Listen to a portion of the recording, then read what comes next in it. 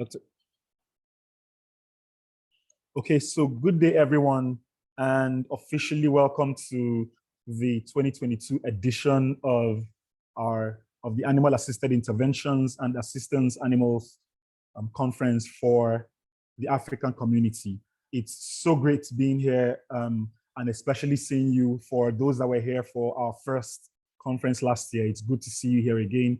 For those that are joining us newly, you're welcome. So please, for now, you can feel free to introduce yourself, tell us about where you're joining us from in the chat section. We can see people that have logged on already from different parts of the world: India, the US, from Kenya, from Brazil, from Spain. I mean, it's so good to see you all here. And so I'm Dr. Sunday Agbonika. I am a veterinary surgeon in Nigeria. I hold a CHAIS from Oakland University in the US. So that stands for Certificate as a Human Animal Intervention Specialist. I am equally the founder of Dogalov Human Service Initiative. Dogalov is the organization that is hosting this event, and I'm the convener for the event for today. So it's so good to have you all join us. We had an overwhelming response when it comes to the registration for this event. We had over 446 people join us at my last count. So thank you all for everyone who signed up and everyone who is joining in for the event. I would at this point want to welcome our keynote speaker for today. Our keynote speaker for today is someone who we've worked with, or we have directly worked with as an organization. She gave us the opportunity to explore this whole thing at her center a few years ago in 2018, when we started off the idea in Nigeria, and we're looking forward to being able to run this, and we thought about meeting special education needs centers. And so her center was the one that first opened their doors to us for us to get a trial assessment to see if this was even of value in Nigeria, in the Nigerian context. So she is, I'll probably just quickly read her bio and then she comes up for her speech. She's an award-winning educator with a K-12 practicing license from North Carolina in the United States. She holds a Master of Arts in Teaching Special and Inclusive Education from Meredith College, North Carolina, and a bachelor's degree in sociology from University of Lagos. She is the founder and CEO of Comprehensive Autism and Related Diseases Education and Training Academy, also known as Cadet Academy for short, and the nonprofit non-governmental organization Dewdrops Community Center for Special Needs Children, located in Abuja, Nigeria. She has hosted the only weekly special needs radio show in Nigeria from 2018 all through to 2019. Sorry, from 2015 to 2019. She's the convener of the annual Global Special Education Virtual Summer Camp, which brought together 150 participants from 6 continents in the 2021 edition. The 2022 edition is just a few days away as well. And one of the speakers for that event is the one and only, oh my goodness, why am I forgetting her name now? Okay, my brain is so mixed up right now. Exactly, yes, the one and only Temple Grandin. Temple Grandin, sorry. So so that holds in a few days. So for everyone who will be interested in that, we could share more on our social media handles later on. She's a TEDx speaker. She's an inclusive education consultant for UNICEF and McDonald's since 2020. She also featured on numerous television, print media, and has been interviewed on BBC Focus on Africa and on Al Jazeera as well. She received her Network Woman of the Year award in 2019 and 2020 and was recognized as Leading Ladies Africa and one of the 100 most inspiring women in Nigeria. She has trained and empowered parents, teachers, caregivers locally and internationally, and she has published 4 books as well. Please make welcome our keynote speaker for today, Lola Aneke. Thank you so very much, Dr. Sunday. Good day to everyone, because I believe we are virtually everybody representing different parts of the world. So good day to you, good morning, good afternoon, good evening. Wow, wow. I'm super excited to be here, and I thank you, Dr. Sunday, and the Dogalov team for putting together such an amazing conference. I was at the inaugural, the first one last year, and I was truly, truly enlightened. And I believe that this year's conference will be nothing short of that, even much more. I'm so privileged to be here today, and I particularly love the topic of this year's conference, which is reimagining our understanding of disability through the lens of human-animal interaction. This is beautiful, and I totally love the topic. By my way of introduction, I know that, and we all believe that humans have always had interaction with animals. Let's look back. I'm an African, I'm from Nigeria, and growing up, I knew our forefathers would go to the farms with their dogs. I wasn't sure what they were meant for, whether for social interaction or emotional support or physical support, but I know that they had such interaction with animals. And even as I grew up in this part of the world, I've also seen either on social media or even physically, and even through Dr. Sunday and his team's interaction with our organization, the benefit of human-animal interaction. Now, based on the topic that we'll be talking about today, it's only ideal for us to understand what disability is. I would simply say to the layman that disability is an inability to do something. But then I thought, why don't you look at it from a simpler definition? And I found a definition from the Merriam-Webster dictionary, and I'll really quickly quote what I found. It says, disability is a physical, mental, cognitive, or developmental condition that interferes with or limits a person's ability to engage in certain tasks of actions or participate in typical daily activities and interaction. This means that a disability has a potential to make it, so a person with disability has the potential to make it, or it could be difficult for that person to do certain activities or effectively interact with the world around them.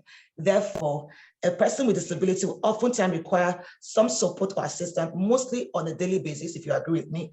Such support or assistance could be provided by trained therapy animals, where human support may not be readily available. And some of this disability could be autism spectrum disorder, behavioral disorder, cerebral palsy, learning disability, such as dyslexia, dyscalculia, dysgraphia, and just to name a few.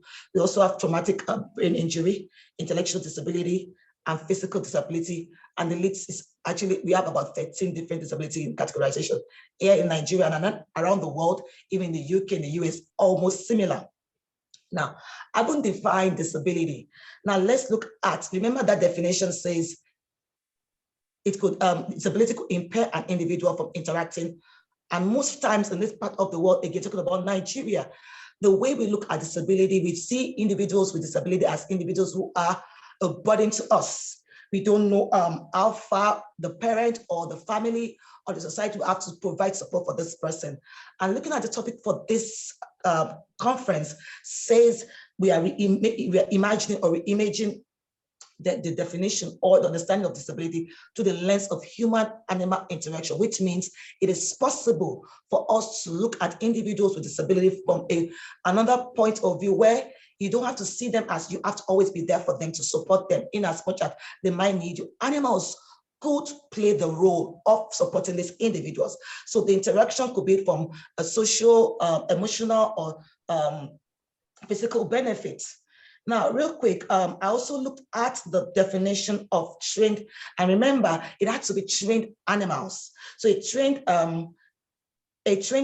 therapy, a trained animal therapy is, so a trained animal, okay? A trained therapy animal is an animal that is trained to provide affection, support, and comfort to people. And if we look, there are several evidence, most of the ones I found were in time past. So for example, in the 17th century, Hippocrates prescribed therapeutic horses, riding of horses for neurological disorders. So he prescribed it for people with neurological disorder, and he found that they improved. In the 80s, also Florence Nightingale was said to have observed that small pets helped reduce anxiety and improve recovery in children and adults living in psychiatric institutions. Another one from Sigmund Freud was also recorded to have used his pet dog to improve communication with his psychiatric patients in the 1930s. Again, Helen Smith established the first therapy dog organization in 1976 after observing positive effects of dogs on hospital patients during her work as a registered nurse. Now, what is animal-assisted therapy? I know we have very well knowledgeable facilitator who will be speaking to us about this topic, but just to lay a brief foundation. Animal-assisted therapy is a term used to describe the use of animals, especially pets such as dogs or other animals, to help people recover from or better cope with health challenges or mental health disorders, and of course, disability, just like the topic says today. And we also see the relationship between animal-assisted therapy and disabilities, and what are the benefits. Some of the benefits include social facilitation. Studies have shown that children have found that children with autism not only interact more socially with their peers in the presence of animals, but also smile more. Imagine that, looking at our topic and looking at an understanding of disability from human and animal interaction. So you can see the benefit of animals to children with autism. I work a lot with children with autism and other disabilities, and I've seen that even from our practice with our collaboration with Dogalov organization. It also promotes social facilitation. Studies have also shown that children with autism and other disabilities not only look longer at faces of dogs than faces of humans. So when you see, we know that a lot of people say to us that children with autism do not look at you, but studies have shown that because of the presence of animals and the interaction with them, they tend to focus. So we can't say they do not focus. So focus and attention is also being improved through the use of animals. And then of course, our animals are never judgmental companions. They don't criticize, they do not bully or, look at you in a way that it's not socially acceptable. So these are some of the benefits of animal-assisted therapy. Now, we know that mostly in this part of the world, we've seen dogs, horses, and cats being used. But then we also would not shy away from the fact that because of our cultural and religious belief, we have our limitations, because sometimes we have religions where they believe that animals could be harmful to their children. I've seen that firsthand, and I have some of my Muslim family that say, oh, it's not really acceptable in our family or in our religion. And also we have the issue of financial constraint, because we all know that an individual with disability would require a lot of financial support.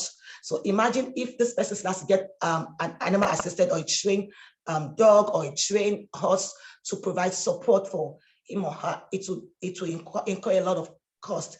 But the truth is that we cannot say because of that, we will go on to begin to advocate and to create awareness on the benefit of human and animal relationship and the benefits to individuals with disability.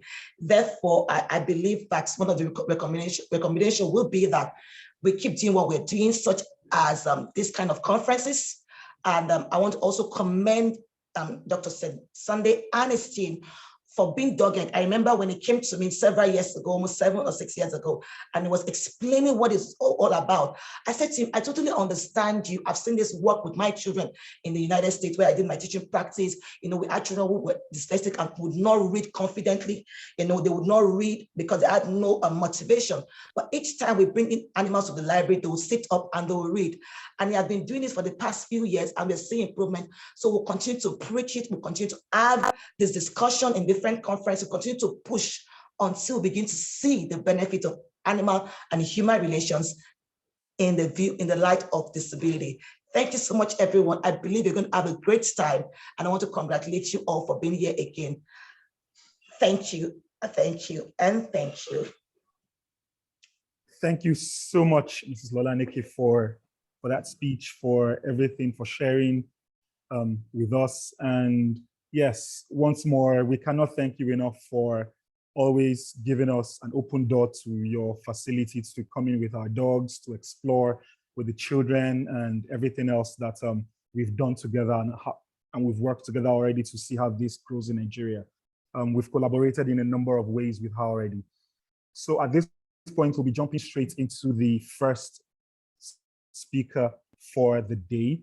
And our first speaker for the day, he works with an organization that I came across a number of days ago at a conference like this, and I fell in love with everything that they were doing, because they were, first of all, using dogs or working with dogs. And I'm a dog person right from birth.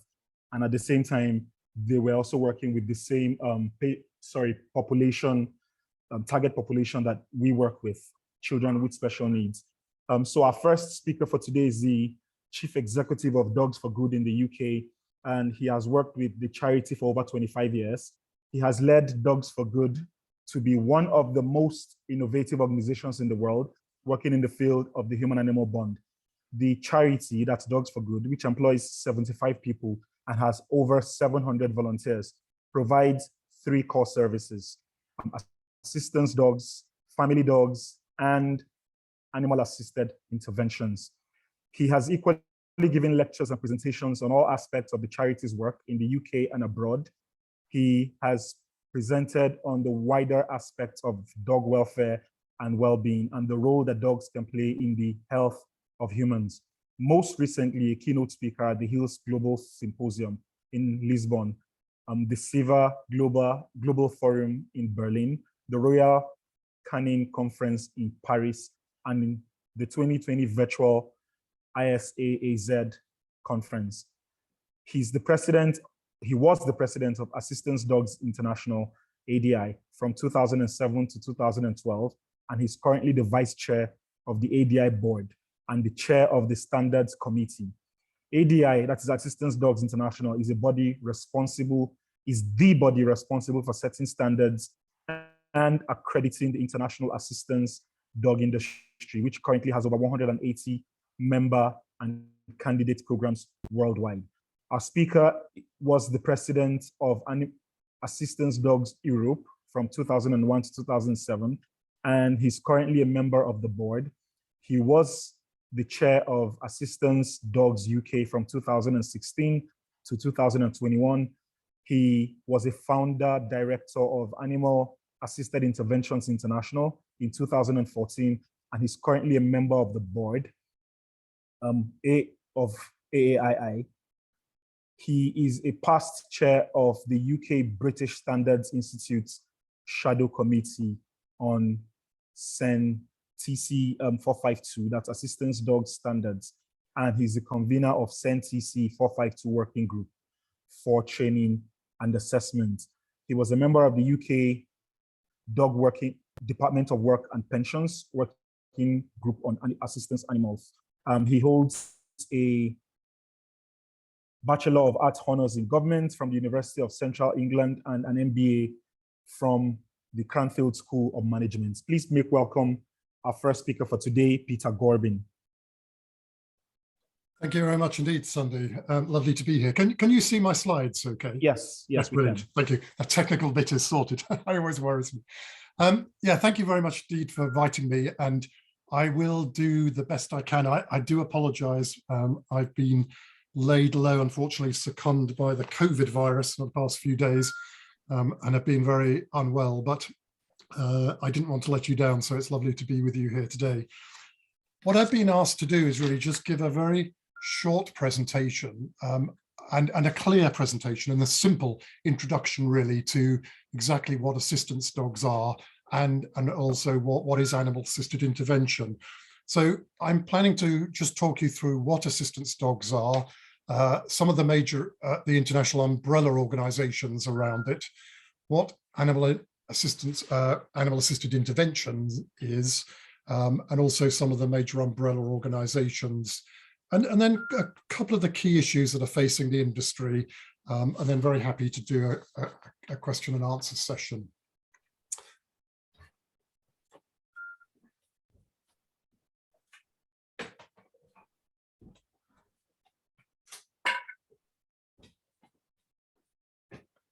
I do apologize, something went funny with my phone and it started making a strange beep. So let's start having a look at what are assistance dogs. So assistance dogs is a kind of generic term for dogs that are specifically, and I'll come back to that, but that's an important word, specifically trained to undertake tasks to increase independence and to mitigate limitations of a person with a disability.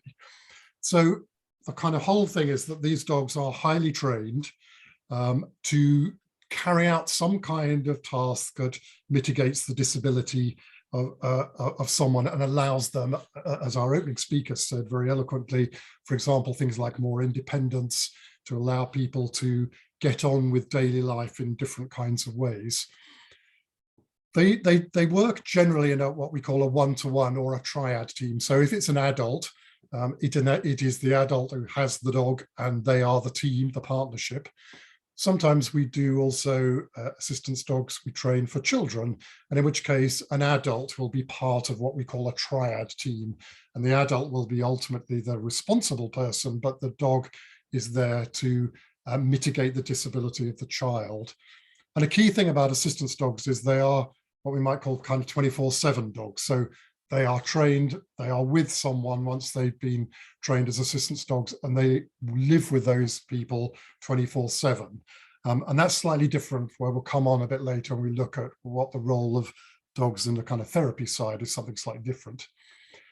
A key issue also is, though, and I did say highly trained, but I think one of the things that will always mark out an assistance dog against other kinds of dogs is the fact that it has been trained to be able to work in a whole range of different kind of environments. And that key to that is what we call the socialization process when you're training a dog. And I will just come through in a minute, go through what is generally the kind of training approach that's used for assistance dogs. But socialization is very important, because a dog that is not comfortable working in a whole range of different environments is a dog that is not going to work successfully, but also that is a health and welfare issue for the dog as well. So we are talking about dogs that are highly trained to undertake tasks to mitigate some kind of limitations for the person with the disability. If I go on, next slide, just to look at a few kind of different types of disabilities, and I'll give you some examples. So we have different types of assistance dogs that are there to mitigate these different disabilities. So, for example, with mobility issues, now here I'm talking about people who perhaps have limited capacity to move. Quite often they will be wheelchair users, not necessarily always, but people who have kind of limited mobility. And for example, a dog might be trained to do things like open and close doors, activates alarms or switches, pick up things. So you imagine that if you're sitting in a wheelchair and you drop your pen or your mobile phone, you can't just bend down and pick it up for a lot of cases because your mobility restrictions don't allow that. But a dog will quite happily retrieve an item from the floor, pick it up, bring it back to you. And that's an example of someone having the capacity to live more independently, because they're not reliant on other people to do everything for them all the time. And certainly a lot of the clients that I've worked with over the years, the key thing they've said is the independence that you feel from not having to rely on someone else for everything you do in your life. We have dogs that mitigate the disability of hearing loss. We call them hearing dogs. And so, for example, a hearing dog will often alert someone if, let's say, there's someone comes to their front door and rings the bell. If you have a hearing loss, you can't necessarily hear that, so you wouldn't necessarily know there's someone there. But a dog will hear the alarm, come and tell you in some way that the alarm is ringing, and then you can do something about it. We also have guide dogs, and I'm sure you've seen these in action.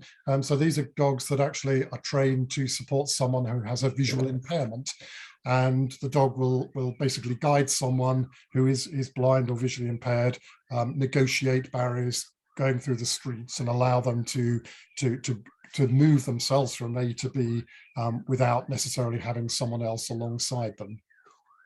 We have also what we call PTSD dogs, post-traumatic stress syndrome. So these are dogs that are trained to work with people who have suffered some severe trauma of some kind. Sometimes it's military related, sometimes not. And the dogs are often there to kind of deal with people's anxiety, to calm them down when they have that instinct to flight, freeze, where people essentially want to run away from situations, and the dog is the calming influence to allow them to deal with situations that they're confronting. We have autism and development issues. So there are dogs that are trained to support people with autism and developmental disorders. For example, again, a lot of this is about calming. It's about particularly working with children, allowing them to hopefully come out of sort of meltdowns with a dog with a calming influence, dealing with anxiety, head rests. Quite often, as you know, that people with autism quite like the feeling of pressure, and so a dog can be trained to provide pressure at different points of the body, which can be very comforting to people. There are also dogs that are dealing with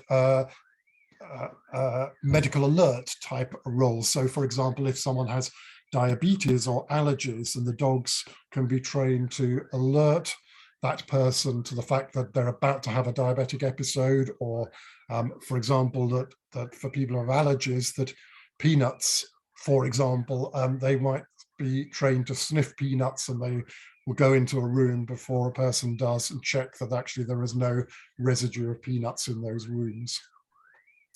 And then there are also what we call combinations of those disabilities. So what we call dual purpose assistance dogs. So, you know, some people may have a visual impairment and autism, and a dog might be trained to deal with a number of those different disabilities.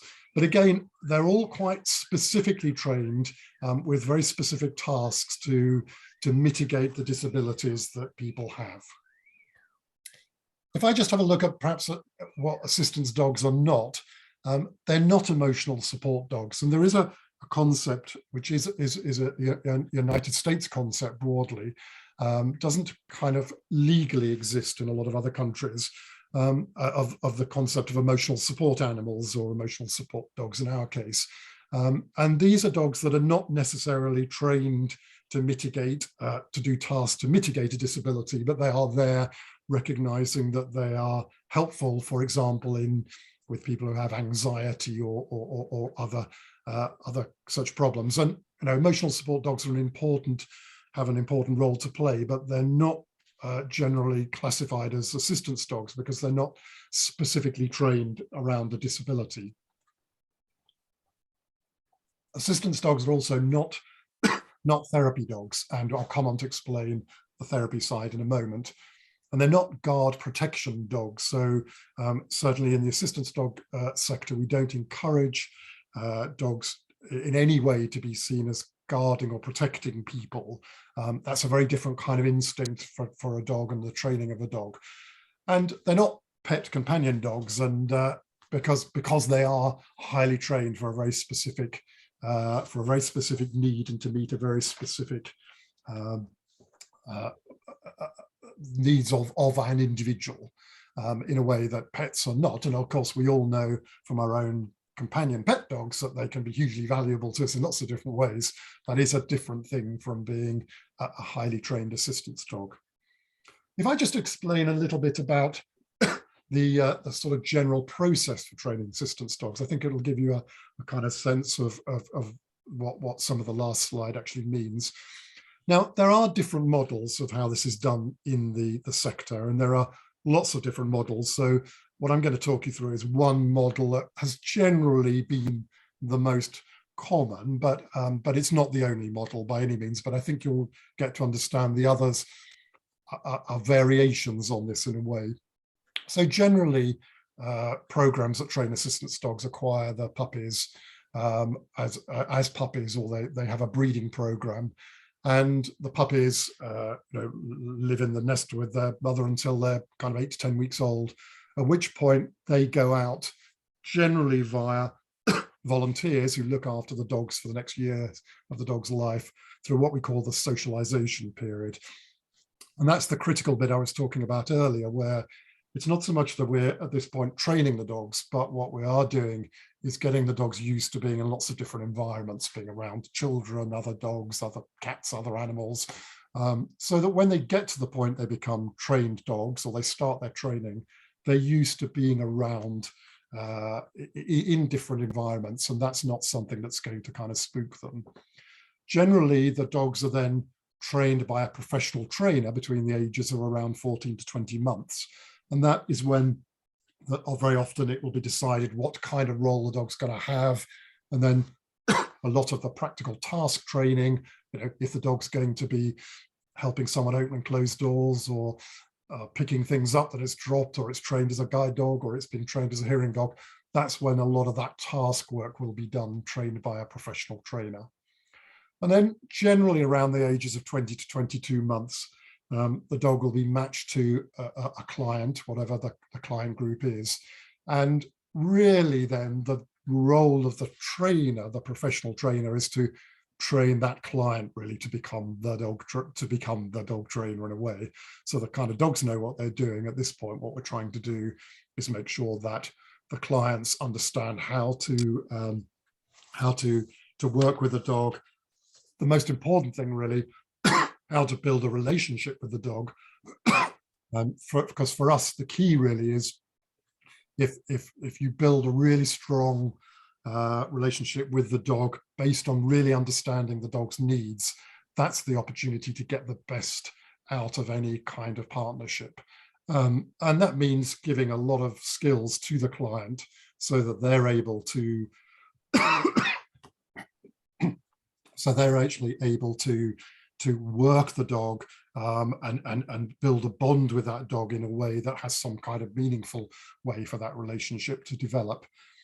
Generally, at about 2 years of age, the dogs, what we call qualify, so they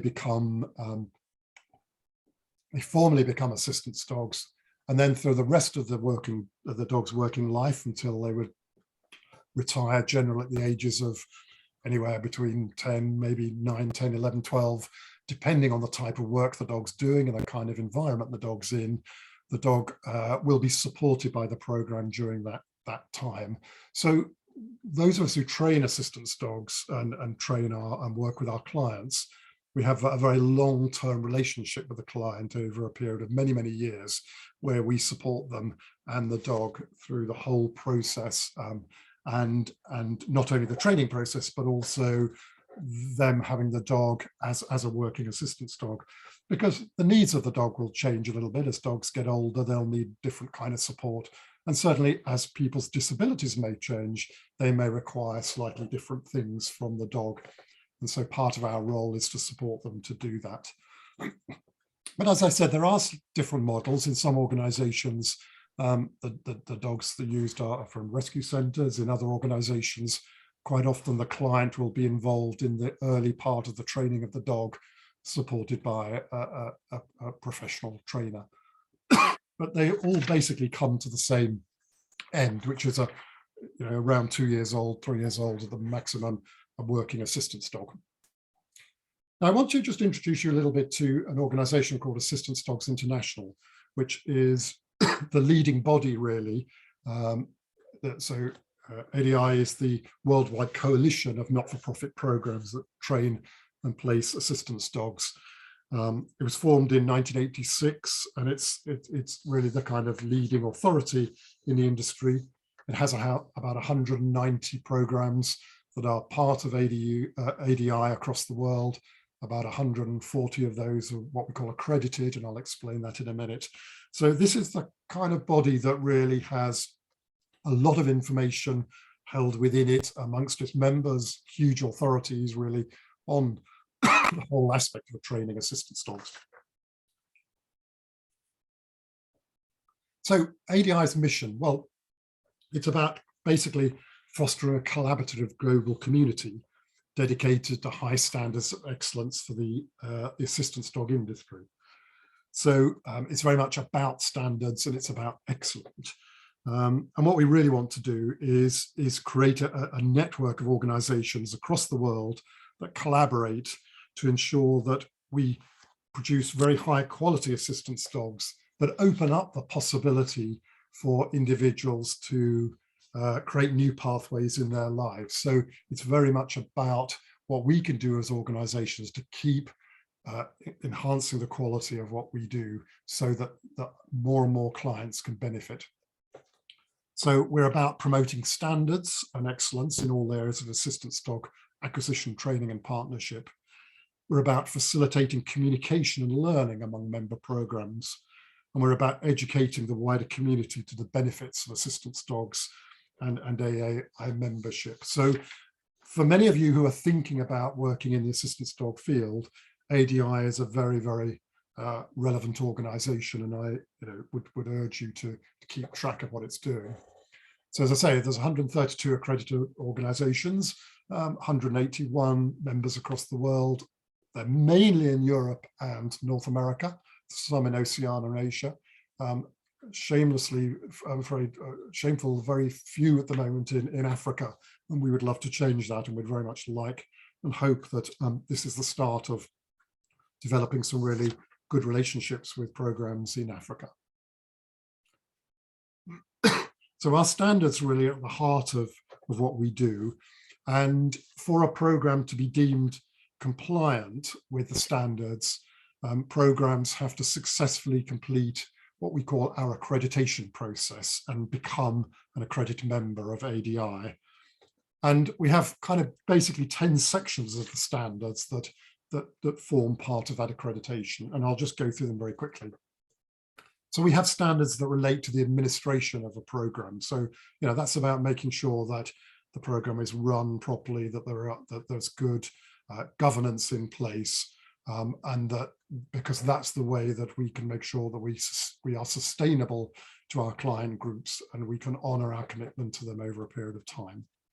We have standards that relate to the clients. What are our expectations of both what we as programs give to the clients and what our expectations are of them if they want to become assistance dog clients.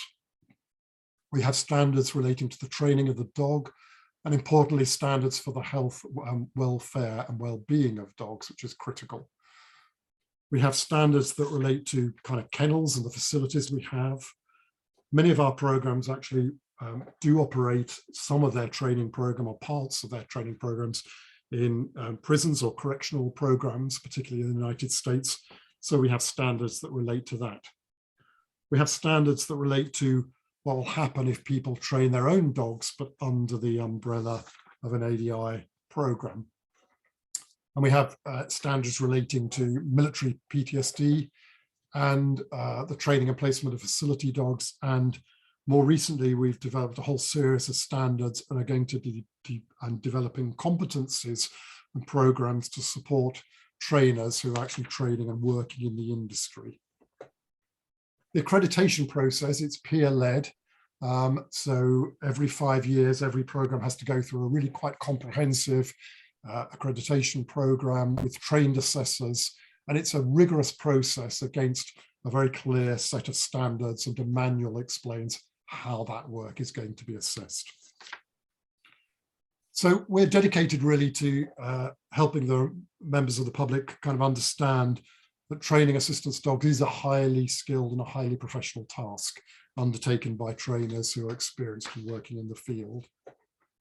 So just a couple of briefly of kind of challenges that, if you like, what I call the standards-based sector is facing. There is increasingly across the world a wide owner-trainer movement growing, which isn't kind of part of the formal sector. And whilst many people are training their dogs to very high standards, there's also a lot of not very good practice happening. And I think that is damaging, and particularly I think it is damaging for dog welfare, where it's really important that we, as our opening speaker said, that these dogs will give us a huge amount, but it's really important that we respect them and we give a lot back to them. And so dog welfare is very key.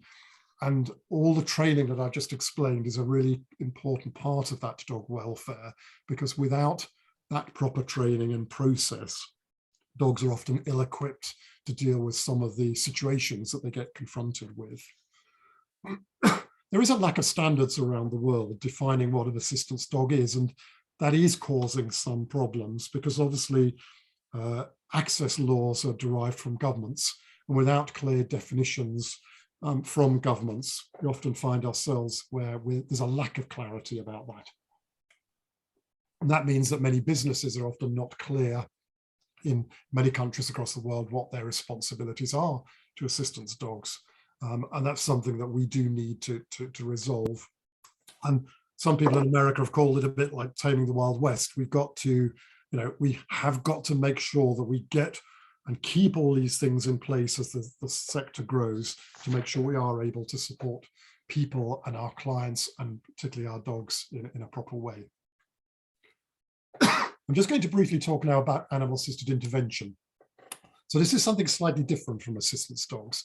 And this is a term that describes either unstructured or goal-orientated activities that intentionally incorporate animals into human services, healthcare, education, and similar fields. AA is an umbrella term that encompasses a number of activities and promotes well-being and benefits for humans, and provides a positive experience for the animals without force, coercion, or exploitation. So that's the generally kind of accepted definition of AAI. But there are different types of animal-assisted intervention. I'm going to focus on the first three, because I think that's the important ones for the moment. So we have animal-assisted activity. Now, this is often a kind of one-off activity, very often undertaken by volunteers. And I'll give an example of people who take their pet dogs and go and visit people, maybe in a residential home of some kind, elderly people. And the purpose of the visit is to go and kind of introduce the dog to people, to cheer people up, to make them feel better, to have a better day. And it's a kind of one-off activity, and it's done purely, there's no kind of follow-up necessarily to it. It's just what it is in its own right. Animal-assisted education and animal-assisted therapy is slightly different. They're a discipline where there is a dog, a handler, a therapist, and a client in that mix, in an educational setting or a kind of therapy-based setting if it's animal-assisted therapy. And the key really is that it is goal-orientated. So at the beginning of that, any kind of process, there's an agreement about what is it that the intervention is trying to achieve. The therapist is setting the goals for that intervention, and the dog and the handler, and sometimes the handler is the therapist themselves, but sometimes not. They then work with the therapist to make sure that a program is developed, working alongside the dog to tackle the kind of issue that the therapist is trying to resolve with a particular client. But it's very rarely a one-off, so it's generally a program.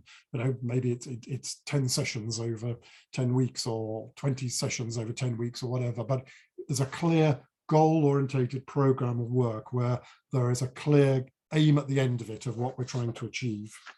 And if we look at that just in a kind of what we call in Dogs for Good, our community dog process, we get the client referred, there's an intervention planning, so working out what is it we're trying to achieve. There's an introductory visit, the interventions start. There's kind of ways of looking, how do you reinforce the learning between the sessions.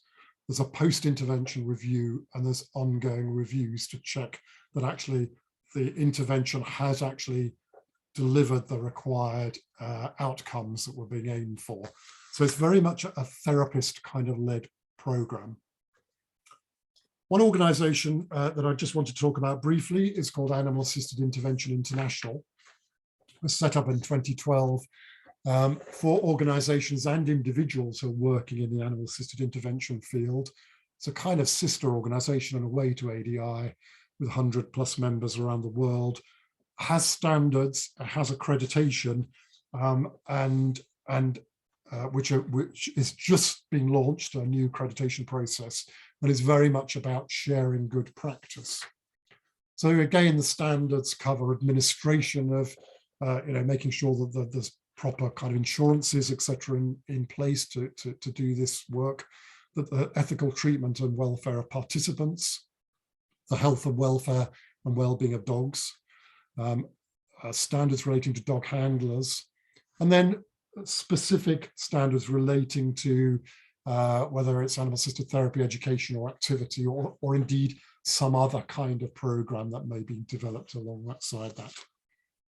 And AI is a relatively young organization, but is very much about practitioners coming together to create standards that we can build on. So these aren't set in stone, but we can build on as a sector as we work together and as we learn more.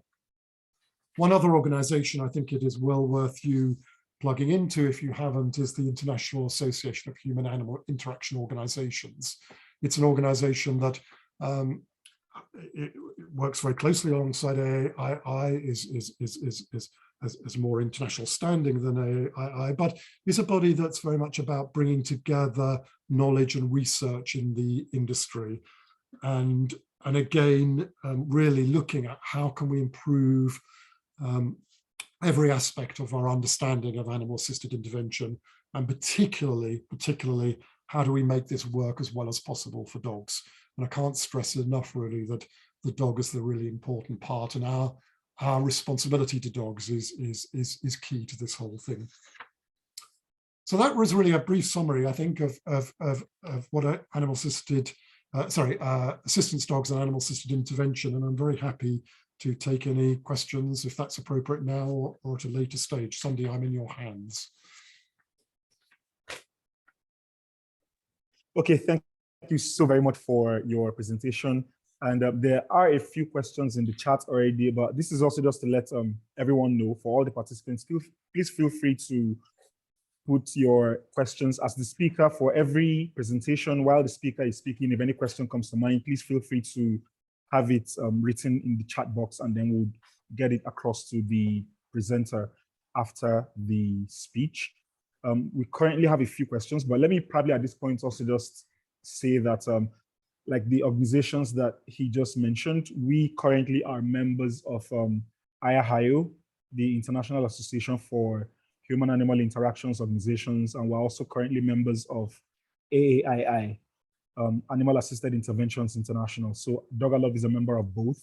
And this is also just to get a lot more people that are here, and a lot more people from Africa who are interested, especially people in South Africa already that are already doing things about around all of these, to get you more, let me put it this way, to join these organizations so that you can gain from the networking, the learning experiences from all of this, and then from also being able to be part of something that is, or the global movement that is shaping the whole field of animal assisted interventions. So thank you very much for your presentation. I'll probably just switch between a few questions in the chat and then also questions that were written down in the pre-conference questionnaire. So, okay, so someone first asked, but Meg Olmert has given an answer to that, so maybe let me just skip that. He was asking about breed adaptability or preference, like if there are any breed adaptability of dogs and all. Meg Olmert has already responded to that to say that Labradors and Golden Retrievers do a lot better in that field, or are more successful at this work from research and from science. Okay, so Samantha Sibanda from Zimbabwe was asking, and I don't know if this is, I'll say this is a question for you, but let me still throw it out there. But she's saying, is there a particular reason why service dogs are not common in Africa? I mean, I bow to your knowledge far more than I do. I don't know. There may be all sorts of reasons, but I think it's something that it would be fantastic if we could change. I think it is the reality. I think there are a relatively small number of service dogs in Africa. Correct me if I'm wrong, but I think so. But it would be something that it would be really good to change. And I think it's really good from my perspective that you're coming together in forums like this to explore this, not only because I think working together is the way to do this and supporting each other, but also to, before anyone starts on this, to get some very clear kind of ground rules worked out, particularly around dog welfare and those kind of things. So yeah, I think it's, I don't know the answer, I'm afraid, but I think it's great that this is starting to happen. Okay, thank you. So like you rightly said, just to add a little to that, to say that, for example, is a good reason why we're here, to build all of this in Africa, to get a lot more people to know about it. You first of all can't even practice what you don't know. So to get a lot more of us to know about these things, to know about what it ethically entails, so that as people are getting more into it, we know what obtains, we know that these are professional activities that do have standards that we need to adhere to, and all of those. Let me probably also just quickly ask this question from the chat before we switch briefly to one or two questions from the pre-conference system. So someone was asking, are there training programs for those willing to become trainers? That's more like to learn how to train dogs to perform such tasks. Yeah, there are some programs, and well, you know, Sunday, from your own experience, that you've spent time in other organizations, but there are limited opportunities at the moment. But it is something, and I've just part of a small task force that has been formed within ADI to look at how we could expand the training opportunities to a lot wider, and see what that might look like and what it might mean in the future. So, but I think that the starting point would be for anyone who's interested, to go to the Assistance Dogs International website and have a good look around there, and maybe try and build some links with some programs, maybe in part of the world that feels like potentially that you could link up with, and that is a good starting point, I think. Okay, fantastic. So I'll just quickly take this question from the chat section. Someone is asking, are assistance dogs trained to handle the emotional imbalance or possible frustration associated with people with disabilities? Or better put, do ill treatment of assistance dogs by assistant dog recipients affect the subsequent performance of the dog? So sort of two parts to that. So every program that trains assistance dogs, and depending whatever specialism they work in, will have very clear guidelines about where it's inappropriate to place an assistance dog and where it isn't. So the reality is that there will be some people who will have some, disabilities, or I mean, well, I talked a little bit earlier about PTSD, and it could be that the issues are so extreme that a dog is just not appropriate to place with that person. So, a lot of assistance dog programs do have to have very difficult conversations with people when they say, look, we kind of appreciate that the potential benefits, but this just isn't the right environment for a dog to be working in. Now, having said that, in a lot of cases that someone, and I'll take PTSD, it's not an area I know a huge amount about, so I don't claim to be an expert here, but very often having a dog for someone who has PTSD is not the solution to their dealing with PTSD. They'll need to be dealing with other health experts and going through therapy and other kinds of therapies to help them manage their anxieties or their trauma. And very often a dog can, at the end of all that therapy work, become the thing that allows people then to build on their lives and take their lives to the step forward. But a dog isn't often the solution to that, and often can't be the solution to the problem. So, in a lot of cases, clients will be working with therapists outside of the whole area of working with a dog to resolve kind of issues they have. And then really the programs who are placing dogs, these people will have to work out, alongside the person themselves, sometimes working alongside their other professional therapists to work out, is that the right place for a dog to be? And so, and in some cases it isn't. So that's the reality, is that this isn't a solution for everyone and every situation. It has to be a situation where we can place a dog in a way that is safe for the person and safe for the dog. And there are times when that just isn't possible. So forming that kind of partnership is just not going to happen. I don't know whether that kind of answers my question, or the question. Yes, it does. So let me, before going to another question, let me just briefly say this out. So Erin Wolf-Coot, please pardon me if I didn't pronounce the surname correctly. So Erin just wrote in the chat section, she says, for the previous question that the person was asking about places where you can train and all of that, she says there is Ethology Academy in South Africa, which is a good place to be well educated, high ethical standards, also SABCAP, where one can register and be held to professional standards. So you I'm not sure I remember who wrote that question, but then you can take note of that, of these two organizations, SABCAP in South Africa, or Ethology Academy in South Africa as well, where you can get some of these trainings. I do know of organizations in other parts of the world, in the UK, in the US, that do a lot more of this as well. I tried to go to one in the US some years ago in 2016, before I had an issue and all, but there are a lot of them.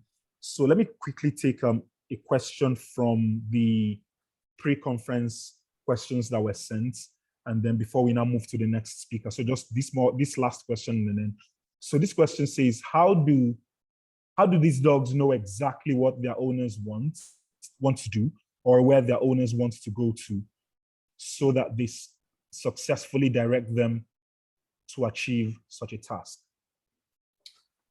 Okay, so there isn't some kind of magic thing that dogs suddenly are taught to do something. So a lot of this is about communication between the dog and the trainer, and then the client or the owner and the dog. So when I was talking about when we bring the dog and the person together, the training is an absolute critical part of that. And a large part of that is also kind of building the bond. Now, some of it is task-based training. So if a dog is being trained to alert to sounds, for example, as I was talking about, then the dog is trained to alert to different sounds and will just automatically do that as part of that alerting process. Or if it's trained to pick things up or activate alarms and switches or whatever, it does that really through the relationship that it's built up and the bond it's built up with the person, where the dog just kind of intrinsically understands what the need of the person is. In terms of sort of the guiding side of guide dogs, this is much more about training dogs in the whole kind of the whole idea really of feeling comfortable in different environments and different routes that the person might take, and builds up that kind of knowledge of the environment around them. But they don't, I mean, you don't kind of, with any of animals, I mean, they don't have psychic powers, so that they are dogs. And we have to kind of train them, and we have to communicate with them, and we have to kind of tell them what we want. And of course, being dogs, they're incredibly fast at picking these things up, and we'll pick these things up very fast. But it's all about training, and it's all about building that kind of relationship where the dog and the person are working very much in harmony. Okay, thank you so very much. So before we move to the next speaker, I'll just quickly read this from Linda Ball. So Linda wrote in the comment section, and she says, another focus that needs to align with the development of assistance dog programs in other countries are disability rights and access to laws on a country level. Thank you very much for that comment, Linda. So because of time, we'll switch quickly to the next presentation, to the next speaker. And then some of the questions that are in the chat box currently that we've not been able to take, we could also just have them hand them over to the next speaker, who I'm sure can handle them as well. So our next speaker, first of all, comes from an organization that I watched a video about them, a video that went viral in 2019, a video that BBC featured them in and featured their work. And I saw the video And I just felt, I was so happy because it was the first time I was seeing an organization in Africa that was already doing all of these things. And I just returned from the US then, from the Mandela Washington Fellowship. And at the time, I thought there was no other organization on the continent of Africa that is already making impact with this. So they were like the first, my first view into this being done in Africa. And I would really love to, possibly after this event, we'd still keep sharing some of their videos, because they've been doing amazing work so far with this in Uganda. Work that is really applaudable. So our next speaker for the conference today is an expert on the neurobiology of the human-animal bond and its therapeutic effects. Her groundbreaking book, Made for Each Other, The Biology of the Human-Animal Bond, published in 2009, was the first to trace the evolution of this ancient bond through the emerging neuroscience that underlies this most powerful interspecies phenomenon. She is a media subject expert and lecturer, including 2 TEDx talks viewed by tens of thousands. She currently serves as the science advisor to the Warrior Canine Connection program in Maryland, and science advisor as well as board member for the Comfort Dog program of Northern Uganda. The topic of her presentation today is Sit, Stay, Heal, Animal-Assisted Trauma Therapy, a Global One Health Solution. Please make welcome for her presentation, Meg Olmert. Meg Dale Olmert, sorry, let me add that. Hello, everyone. I'm wondering if you can see and hear me. Yes, definitely. Can you see my slide? Yes, we can. Goodness gracious, I have no idea what I'm doing here, but okay, now I've done something dreadful. 1 second, please bear with me. How do I close this out? Get rid of that. Bye-bye. Okay, hi, everyone. I can't see myself. So I hope you all can see me. Thank you so much, Dr. Sunday. I can't even tell you how thrilled I am to be here and to be with all of you, able to share with you what I personally and we have learned as a community about the amazing capacity for animals to help us overcome a wide range of disabilities. And I'd also like to say that I'm honored to be on this podium, virtual as it is, with my other presenters, and to meet all of you virtually in the community, the global community. This is a global movement. It needs to be greater. And there are extraordinary healing possibilities, and I'd like to get started. We have a lot to cover, because what I'm going to talk about is how and why everything that Dr. Peter Gorbing just told us works. So let's get down to it. As Dr. Sunday mentioned, I wrote this book, Made for Each Other. It covered, at the time, it was in 2009, 15 years of the science of the healing power of the human-animal bond and the evolution of it. And surprisingly, it was these little creatures that told us what it is that makes us social creatures. These are prairie voles. They are, and montane voles. They are social mammals. We are social mammals. What does that mean? It means that we are stronger and better together. And in fact, if we don't connect, we actually start to die. So what they saw, though, were that even though these guys look alike, their behavior, their social behavior was completely opposite. The prairie voles, they are very, very social. They live in monogamous pair bonds. They mate for life with one other mate. That's it. They, both parents, father and mother, care for the babies, which is very unusual.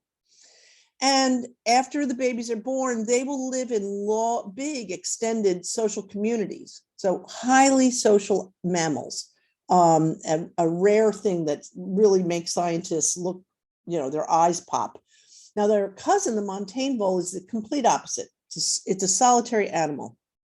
It comes together with another, a male comes together with a female just to mate. Once this little mother has her babies and weans them, she's gone. And the babies are beginning their solitary life. So how interesting that they look alike, they're very closely related, but they behave completely differently.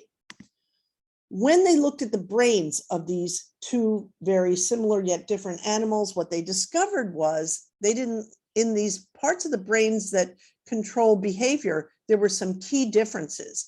And what you're seeing here is a mapping of the oxytocin receptor densities in prairie voles versus montane voles. You'll see lots here, none here. And vasopressin, which is another ancient mammalian hormone, lots here in the male prairie vole, none here in the male montane vole. And that's when they first started to realize that these two neurochemicals, well, actually, they were chemicals they didn't even know they existed in the brain. They knew they were very busy working in the body, but they didn't even know that these two chemicals were made in the brain. What they were doing was orchestrating extremely important complex social behavior.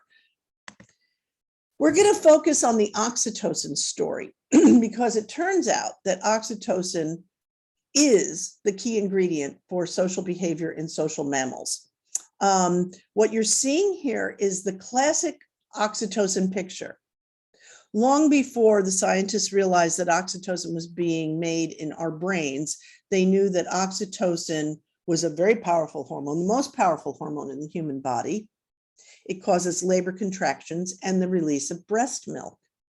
Well, that's pretty impressive, but what they learned from the voles was to look for it in the human brain, and they found that what we're seeing here, this mother staring at her baby, smelling her baby, delighting her baby, being suckled by her baby, is engaged in the most intense and intimate engagement with her baby that releases lots of oxytocin all throughout her body and brain, keeping her breast milk flowing, but also the love flowing. We social mammals, unless we feel a sense of attachment, we won't pick that baby up and hold it to our breast and protect it and make sure that it is cared for and thrives for the years that it will take for this baby to develop. This baby is also receiving oxytocin through the milk and through the contact with the mother. So together they are creating oxytocin in each other that is cementing their bond and making them both stronger together. And those bonds will last a lifetime. Future research after that showed that indeed there's a social brain network that's very complex, and that oxytocin actually orchestrates a wide variety of other neurotransmitters in the brain to make sure that we bond, because without bonding, we are unable to come together and mate, have those babies and take care of them and exist as a species. Also, as I said, it's key to our both physical and mental welfare that we connect as well. So here's this complex social brain network no one realized until the voles gave us the first hint of it. Extremely important for our discussions today is that oxytocin and the social brain network doesn't just make us attached to one another. It creates a brain chemistry of calm that allows us to connect. It shuts down fight flight, which Peter Gorbing mentioned in PTSD. It shuts that down, and here you see it doing that. This is an fMRI imaging of people looking at faces that are threatening. And when they were given an inhalation of oxytocin prior to looking at threatening faces, you see that the amygdala is very quiet as opposed to when they are not given oxytocin. So oxytocin quiets the amygdala, which is the sort of trip start of the entire fight flight defensive reflex. And when you're in fight flight, you are not going to be able to be calm and curious and make social connections, to look and see, hey, is that person really, giving me the evil eye, or are they just, not smiling. So it allows you to come in closer to really evaluate social signals more effectively and see possibilities for friendship where you might not otherwise if you're stuck in fight flight.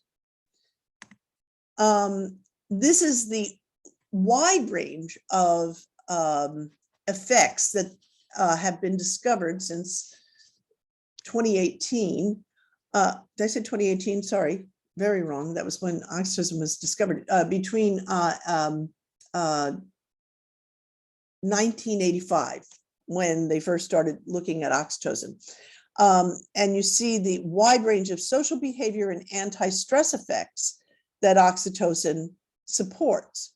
And you'll recognize autism, reduces repetitive tics in autism. It also helps people with autism understand the tone of voice and the emotional meaning behind tone of voice a little bit better. Startle reactivity, as I said, decreases negative response to angry or neutral faces, increases facial attention. All of these things will, and the anti-stress effects, it reduces pain perception, anxiety, and depression. These together make this one neurochemical very important in controlling your cardiovascular response to stress, your behavioral response, and your emotional response to stress. And so, of course, pharmaceutical scientists were all over this. They wanted to make an oxytocin pill. They wanted to make an oxytocin inhalant. They wanted to make an oxytocin whatever to begin treating this incredible range of issues that oxytocin can address. The problem is you can't get it through the blood-brain barrier effectively. There's this dense layer of cells that oxytocin just does not pass from. If you take a pill, your body, your stomach will dissolve it. So there, at this point, there is no effective pharmaceutical way to receive oxytocin to get into the brain, the social brain networks that need to be tweaked in order to address all of these things. Fortunately, we have natural ways, safe, natural ways that allow us to increase our oxytocin. We saw that, the mother and baby. Okay, so here we have this wonderful triad, and everybody here is getting a lot of oxytocin. Well, what if you don't have a newborn baby in your house? This is what science discovered in 2003. This does the same thing. It was a scientist in South Africa who found out that nurturing social engagement with dogs releases oxytocin in humans. A few years later, Japanese scientists discovered just making this eye contact with dogs, deep mutual eye contact, releases oxytocin in humans.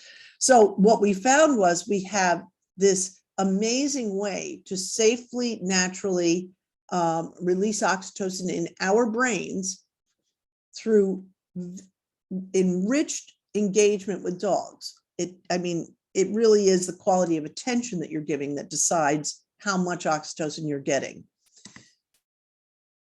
In 2012, neuroscientist Gregory Burns put dogs in an fMRI machine and found that their social brain networks, when they heard, smelled, or saw their owners, lighted up in the same way that ours lights up when we see them. And these are the reward centers of the brain. He saw the effect. The dogs weren't wagging their tails, but he saw they were wagging their brains when they saw us. And so this is why when somebody asks, well, how do dogs know what we want? They are neurochemically similar to us. They make the same oxytocin. They receive oxytocin from us. Their genetic coding for oxytocin is more like ours than a chimpanzee's. So genetically, in this highly social realm, They are, and also neuroanatomically and neurofunctionally, as this shows, dogs have a social brain more like ours than any other species. It is why they are our best friends, because they have social brains most similar to ours.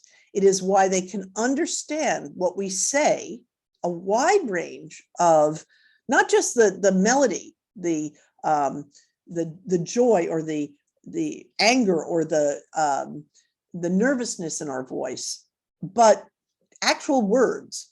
So it's very exciting. It is why dogs cannot be not just our best friends, but oftentimes our best therapists. So Rick Yon is the creator of a program in which he invited service members in the United States who were suffering from combat-related PTSD to train service dogs, not for themselves, but for other veterans with physical disabilities, because there were so many veterans with physical disabilities at this point in 2007, I think it was, coming back from the Iraq and Afghanistan wars, and they needed service dogs. And as Peter Gorbing explained, it takes a long time to train a service dog. So he thought, well, who better to train them than other service members who would, as part of their warrior ethos, would be extremely committed to taking on this task.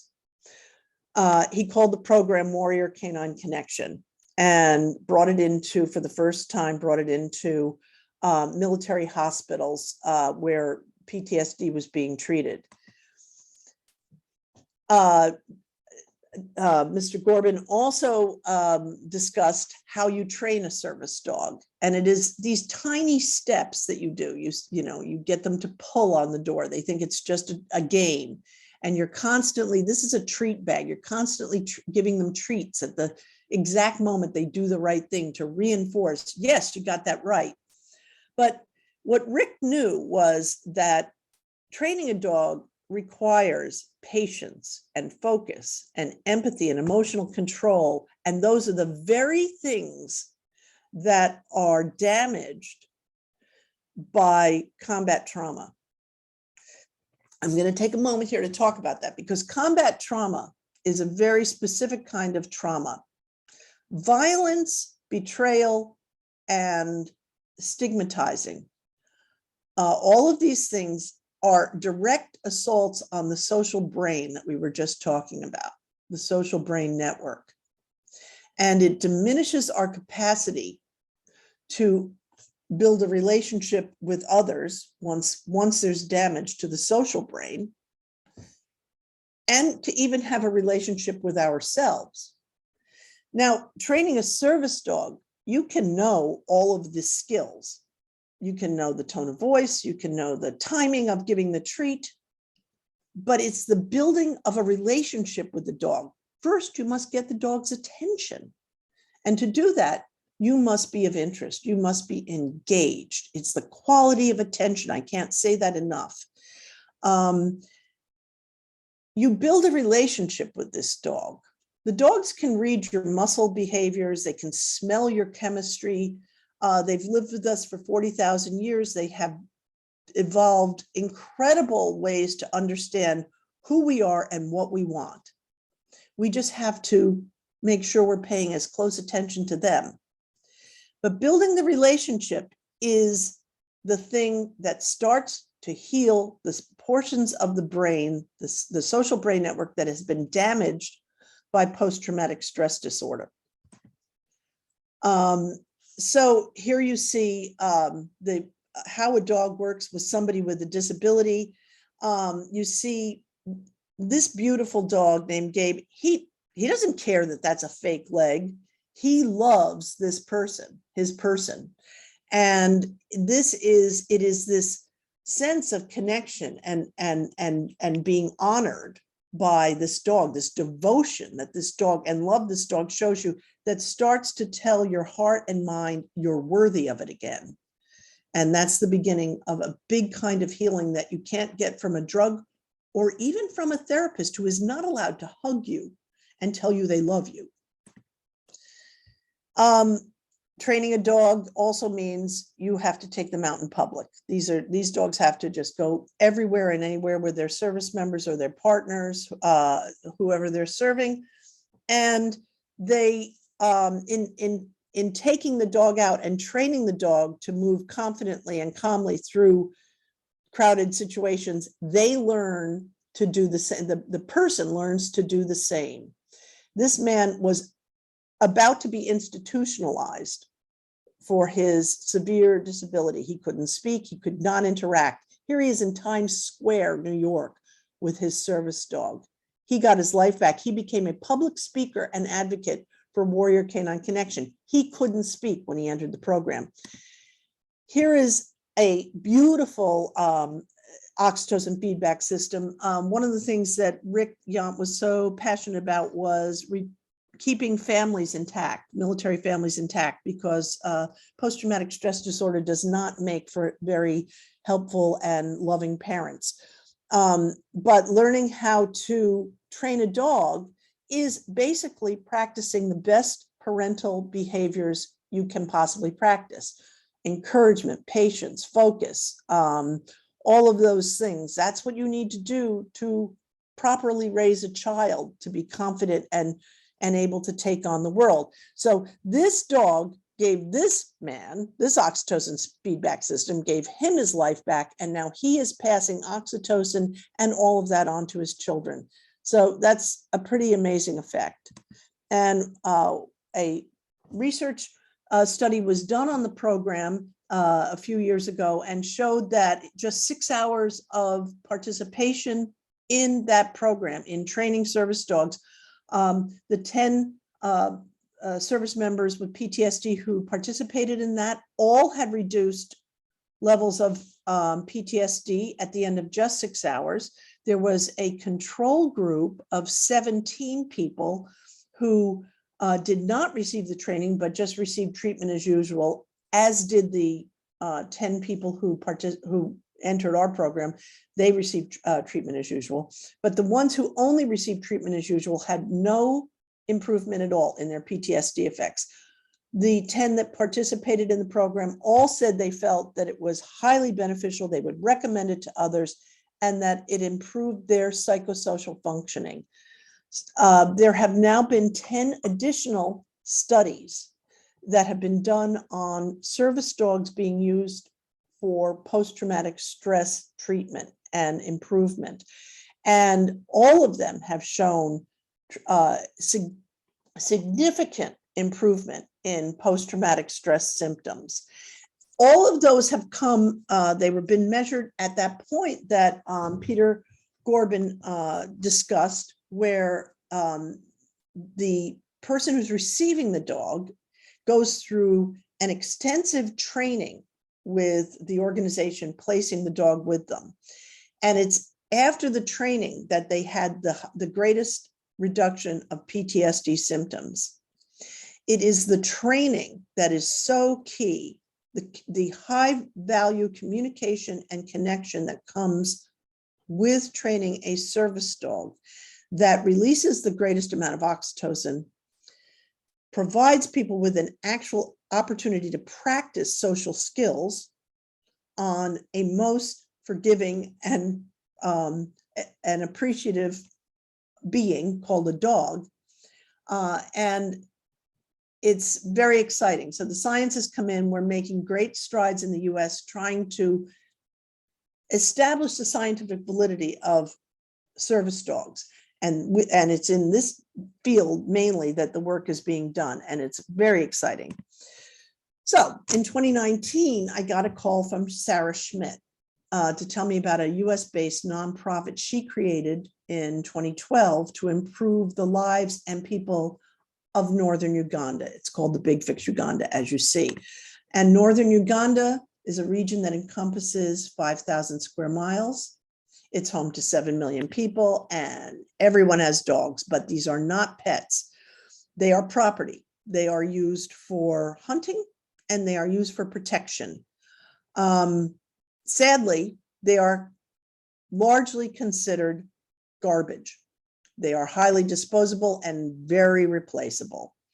And even if people wanted to care for their dogs, there was no veterinary care available. So this is what she encountered when she went there.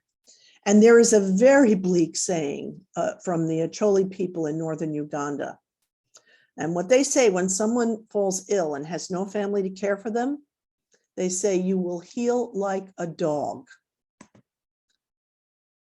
Gulu is also a region with very high rates of rabies, and that's a main reason why people fear and loathe dogs. So to begin to try to help both the welfare of people and dogs, Big Fix in 2012 started village rabies vaccination clinics and spay and neuter clinics. And thousands of people came from all over. They came on bike, they came on foot to get the first care that some of their dogs had ever received. But it was this that changed the game. It was when Big Fix said, okay, we're setting up a dog bathing station. And people said, what? Bathing a dog? It was the most ridiculous thing they had ever heard. They were laughing. And Big Fix carried on, and the dogs got washed, and the people stopped laughing. And all of a sudden, they found that their new improved dogs filled them with joy and pride. And literally, they were able to, through this one act, Big Fix was able to bring people physically closer together with their dogs. It's not easy to hug a dog that has mange and fleas and ticks. Here we have an amazing transformation of the dogs, and some people carried their dogs all the way home after that. And that's when Big Fix realized that there were ways that they had to bring people closer together, and that it was a One Health Act. They had to improve the welfare of both the people and the animals together. In 2013, they opened the one and only veterinary hospital in all of northern Uganda. It provides free care, and it's open 365 days of the year. So that was great for the animals, and it's still going, and it's a very wonderful place.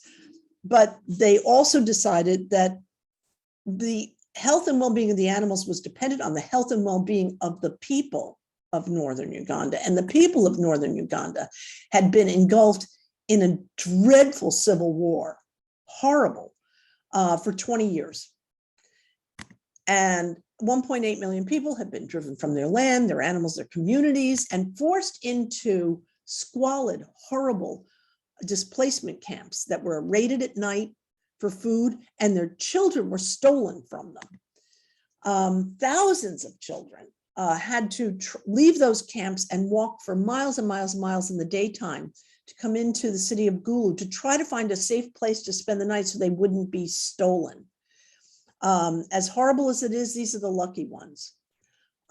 These are the ones that were not lucky. 25,000 children were abducted and forced to serve in the rebel forces in the bush. Many committed atrocities that left them scarred for life. It made them pariahs when they returned to their communities, and left 70% of the country with PTSD, of the northern part of the country with PTSD. This is Francois Okello Oloya. He is a survivor of that brutal conflict. He was blinded by shrapnel at the age of 12. And his fate was very much endangered.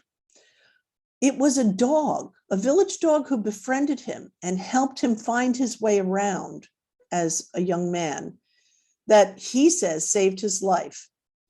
And it was the friendship and this comfort that he got from that dog that he couldn't get from his own family or community.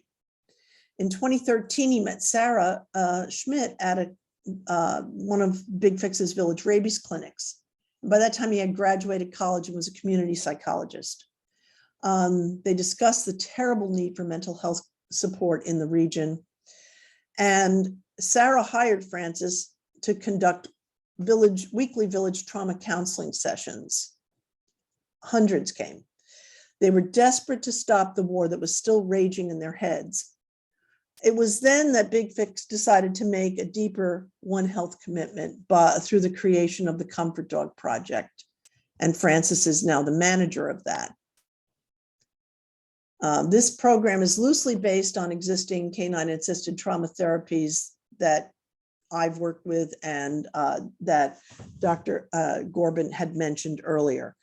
It pairs local dogs who've been abandoned or donated to the Big Fix with local people who are suffering from severe PTSD. They become the guardians of these dogs, and they go through a 20-week training program where they receive psychosocial counseling in conjunction with basic dog training instruction and dog bonding instruction. And here you see one of our guardians and one of our young comfort dogs learning the command, "Look at me." And as simple as this basic command is, because first you must get their attention before you begin to ask them to do other things, it is this devotion of attention that starts the oxytocin flowing and the healing that comes with it. They learn to do simple things like walk dogs on leashes, which may seem simple to us, but nobody in the region had ever seen anything like it. There's sit and stay and come. And so here you see this wonderful little dog, but I just also want to point out, look at these smiles. This is something you can't teach. You can't teach joy. And these are people who have had very little to smile about in their lives. This is another indication that oxytocin is flowing, and that it's through this communication, that high-level communication of dog training. The success of the program is the pride and joy that you see. Our guardians gain the respect of their community and community leaders. This is Officer Jimmy Patrick Akemo, who is the top police officer from the region, and he's deeply involved in our program, and we are most grateful for that. And here is the first graduating class of the Comfort Dog Project, and the great Sarah Schmidt is right here standing next to Francis. So I'd like to introduce her to you today. I know she's watching. Hi, Sarah. The other amazing thing she told me about this program, which I just couldn't believe when she was telling me about it, was that they took psychosocial assessments before and after each class. And there have now been 72 guardians teams that have graduated from this program. Of the 60 of them were measured pre and post for their trauma symptoms. All 60 had significantly reduced trauma symptoms after going through the 20 weeks of psychosocial training and comfort dog training in the program. All said that the dogs were a tremendous comfort to them, that the dogs were their best friends or family members. Now, remember, this is from people who prior to that had never even seen the dog as a friend. Now, in this tiny time period, they are able to see dogs as family members, most treasured family members. That's how close to the surface the human-dog bond lays, even in cultures and regions where it's never been recognized before. So that's the potential that we have. The guardians, 47 of the guardians of the 72, those who still remain in the area, many have moved away, or sadly died, but 42 remain deeply involved in the program. We have 11 full-time employees. The most of them are graduates of the program. We have another dozen part-time graduate employees, and many, many more graduate guardians who volunteer with all sorts of the functions that the program serves beyond the hospital and the comfort dog program, like dog rescue. And of course, they do help keep the hospital going. We are open 365 days a year. It takes a village there.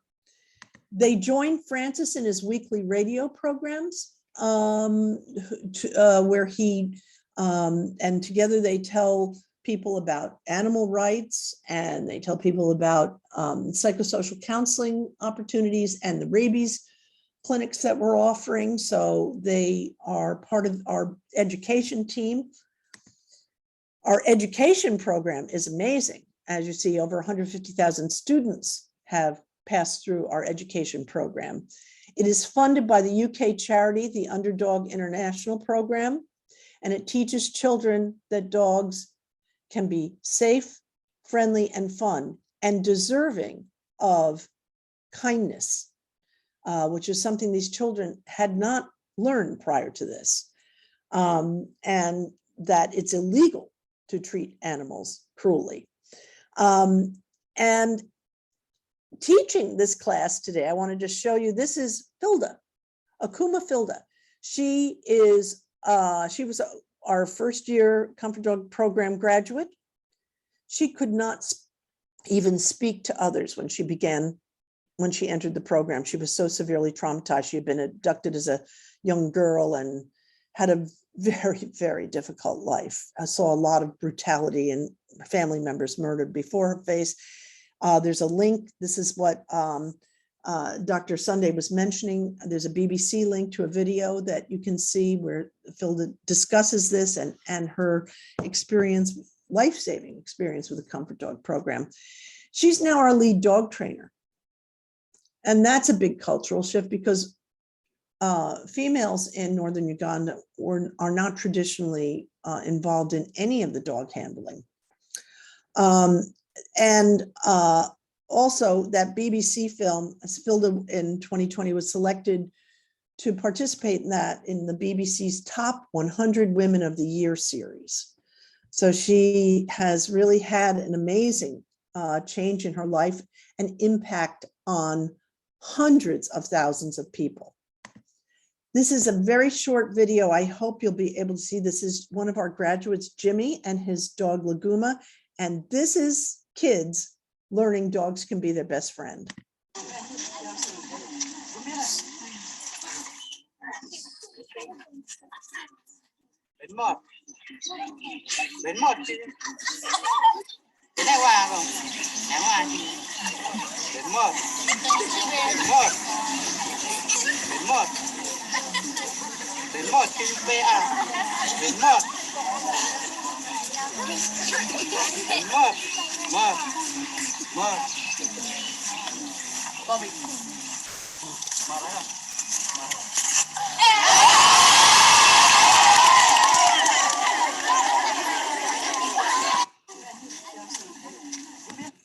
So you can see that the idea that a dog would shake your hand, which is very important culturally in Northern Uganda, the handshake as a sign of friendship and trust and trustworthiness, is mind-blowing to these kids. So it's a thrill to blow their little minds and change their attitudes towards dogs.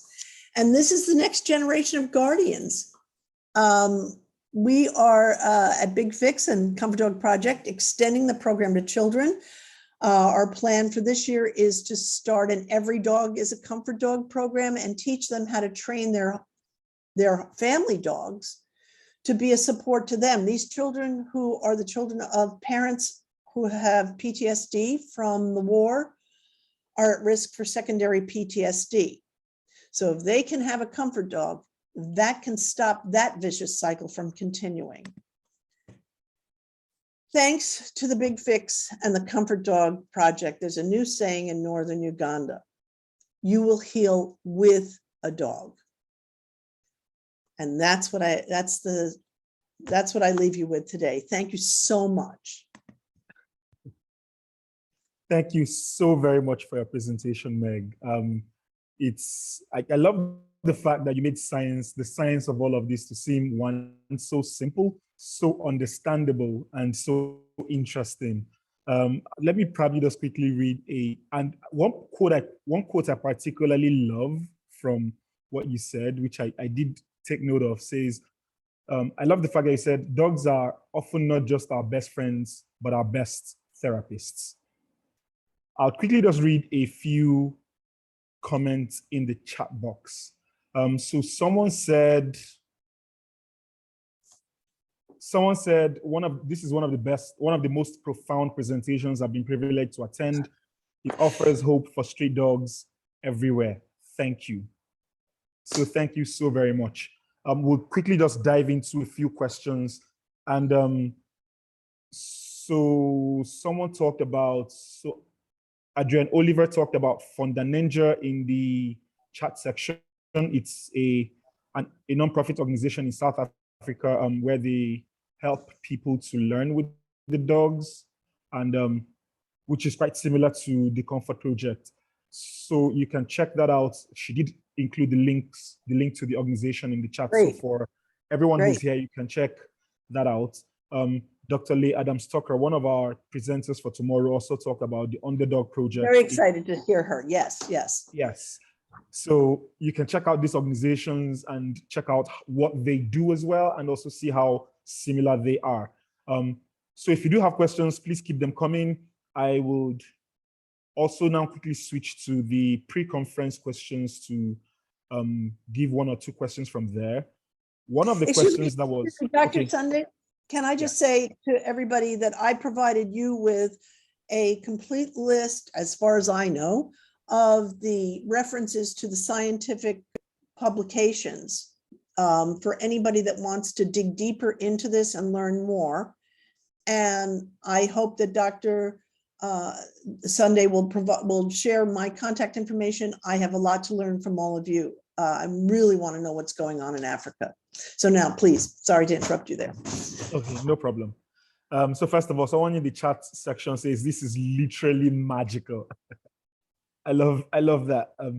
So after the questions, yes, and like Meg just said, all the presentations that you're getting today, we would pass on the slides, or for all the slides that we do get, we'll pass them on to you after the conference.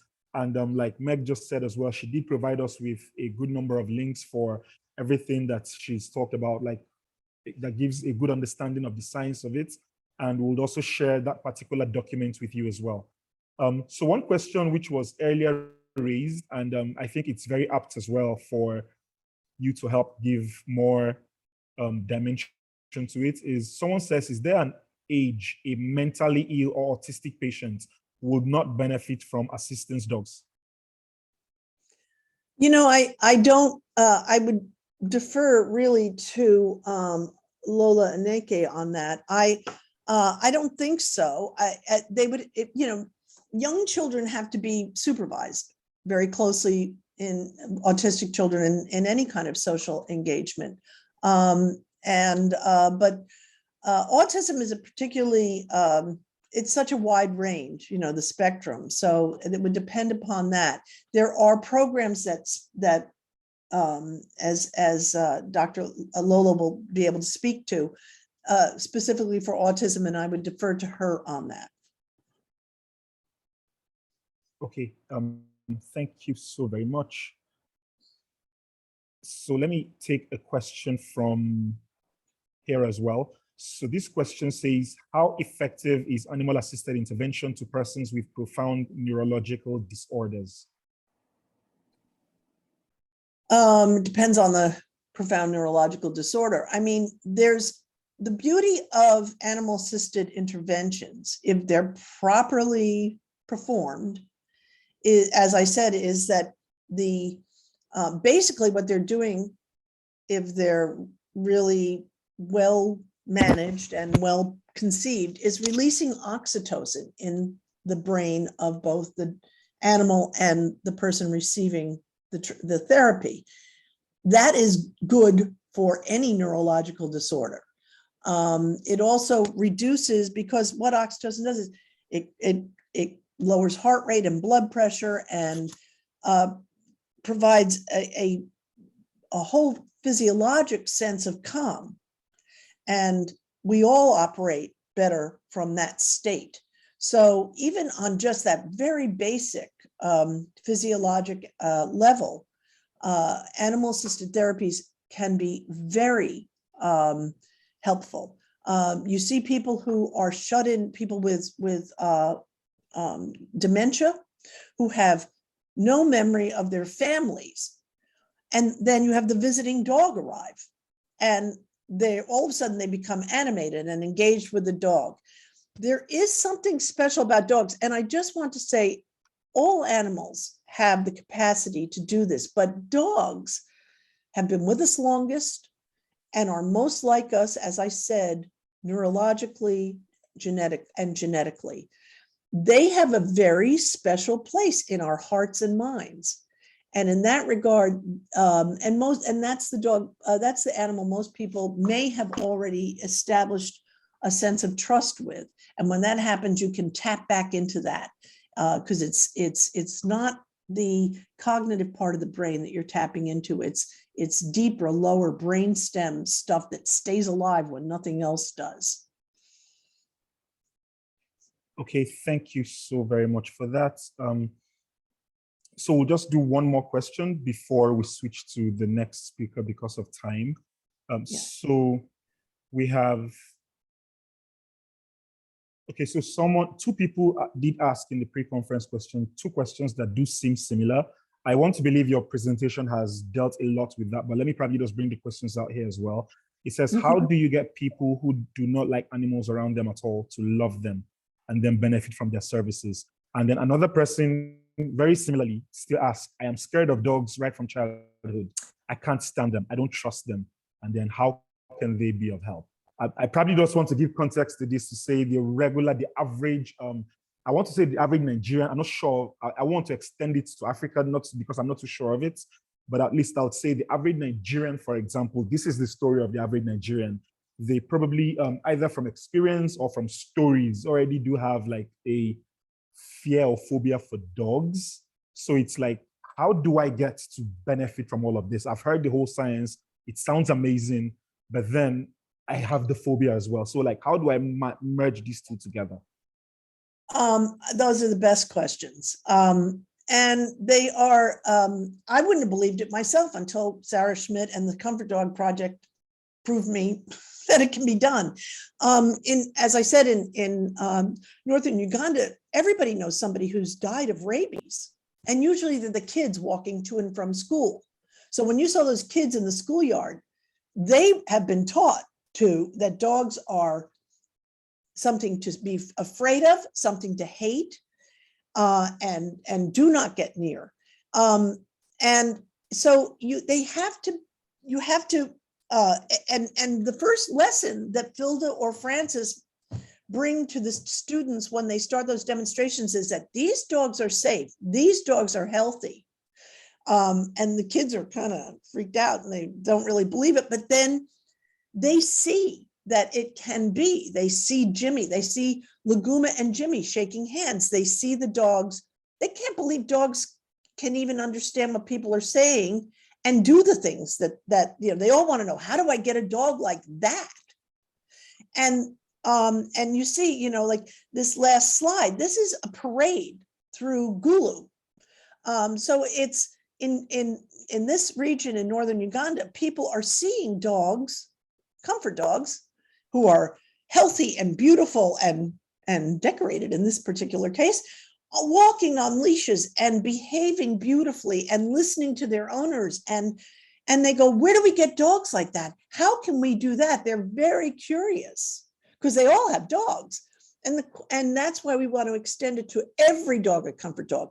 That dog laying at your feet or that you're avoiding has this potential. You have to tap into it.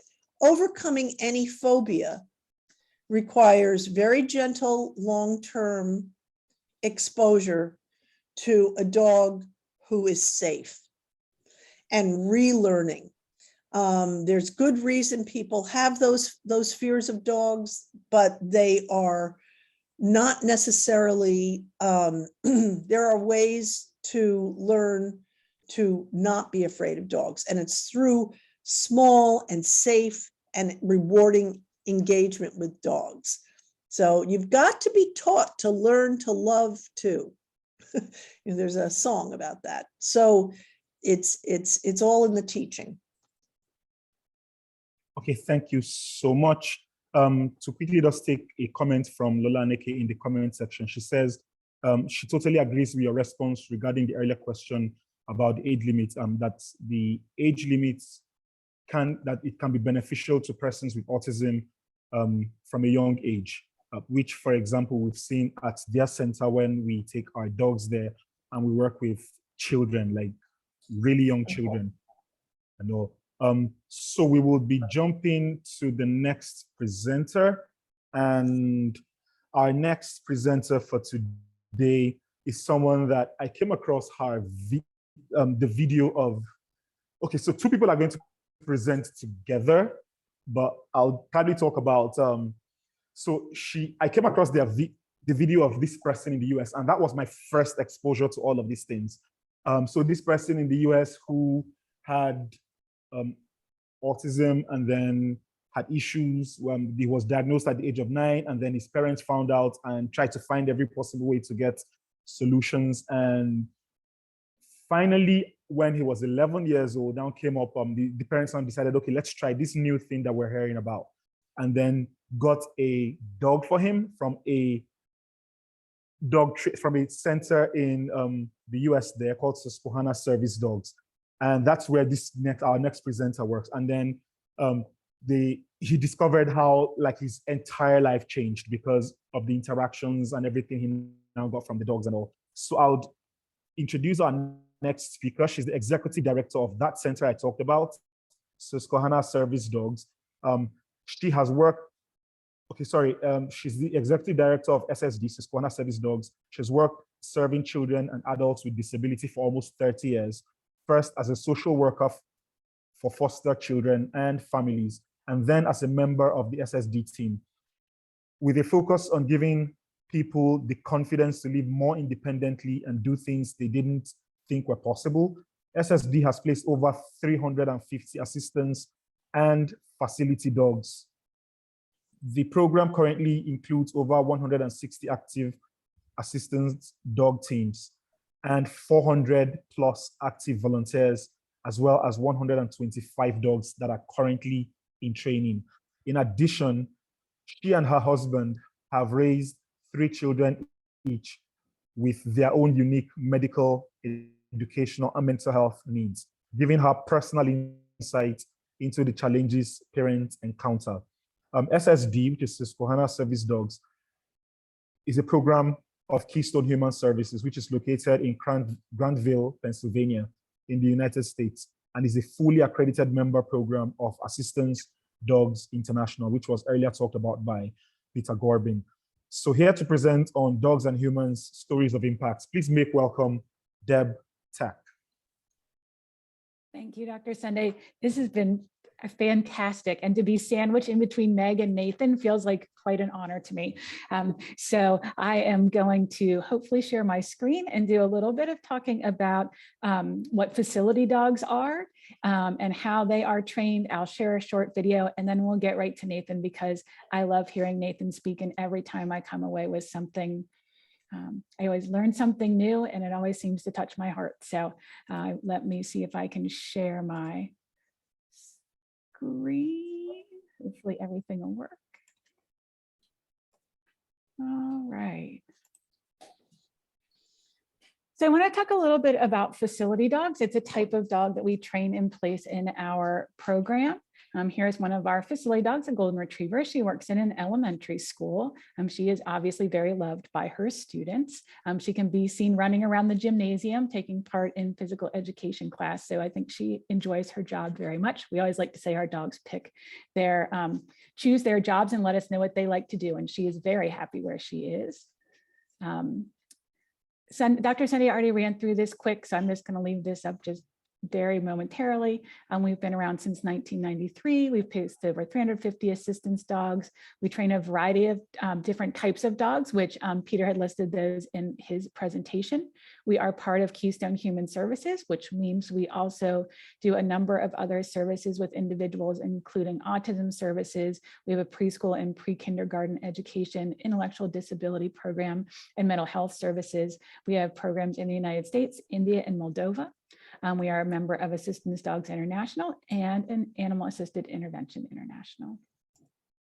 So what is a facility dog? This is where it can already start to get just a tiny little bit confusing because there are therapy dogs and facility dogs. A facility dog is a specially trained dog that works with a handler in a setting and provides a service to people who are in need of special care or education. So we'll come into the next slide about what specially trained means. In our program, we currently have 43 active teams, and they work in so many different settings. They work in schools, so from preschool through college. That's the two pictures up there at the top. They work in hospitals and medical treatment centers, courthouses. They work in community centers, retirement communities. So there are so many different places that they can do their jobs. How does a facility dog differ from a therapy dog? So this facility dog is trained to do specific and skilled tasks. They can do them in a variety of situations and in a variety of different environments within that facility, and they assist multiple clients. So where an assistance dog is assisting one person, a facility dog is trained to assist multiple individuals throughout the setting that they work in. And it has to be just more than the presence of the dog. So the dog is doing actual tasks that they've been trained. And typically the dog is handled by an employee of the facility in which it works. A therapy dog, on the other hand, is a pet dog that's trained to provide affection, comfort, and love to those that it interacts with in many different settings. Usually the therapy dog owner is a volunteer, not always, but typically they are volunteering within their facility, and that facility is welcoming them in to work there. It can be from someone on the staff too. Sometimes a therapy dog can also be handled by, say, for example, a mental health provider who has a therapy dog and uses them within the sessions and work that they do with their clients. What kind of tasks can a facility dog learn? So we do train a variety of different things in our program, and I know other programs train different things.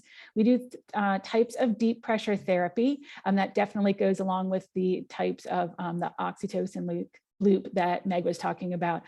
Definitely different connection in different ways. If you look at that top picture, that is a task that we train that is called squish. So that is like the ultimate of deep pressure therapy, because if you have a 60 or 70 pound lab laying across your chest, they're definitely much more than a typical weighted blanket.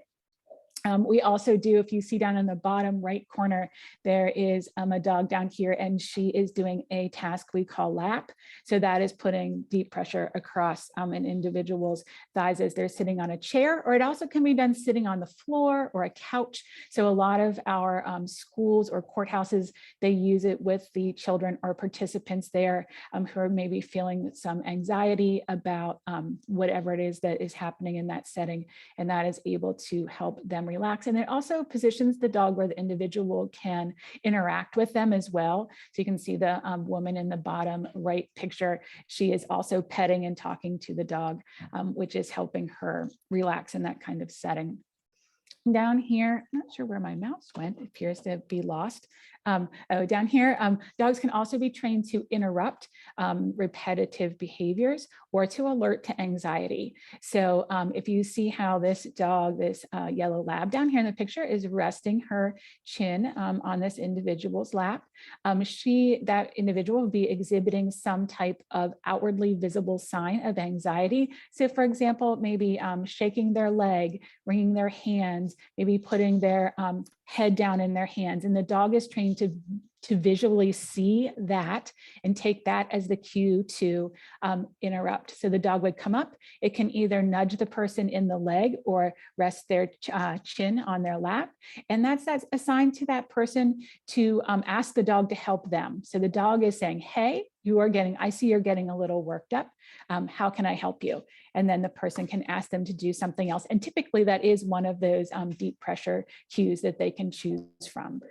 We also do different positional cues for tactile interaction or for student and patient motivation and engagement. So that's where a dog can help students who are reluctant readers. We've had dogs that have been trained to stay close to a student. Teachers will utilize the dog to help students who have test anxiety. The dog can be in close proximity to them, doing things like maybe it is even just resting their chin on the student's lap to help them work their way through perhaps a test they are doing.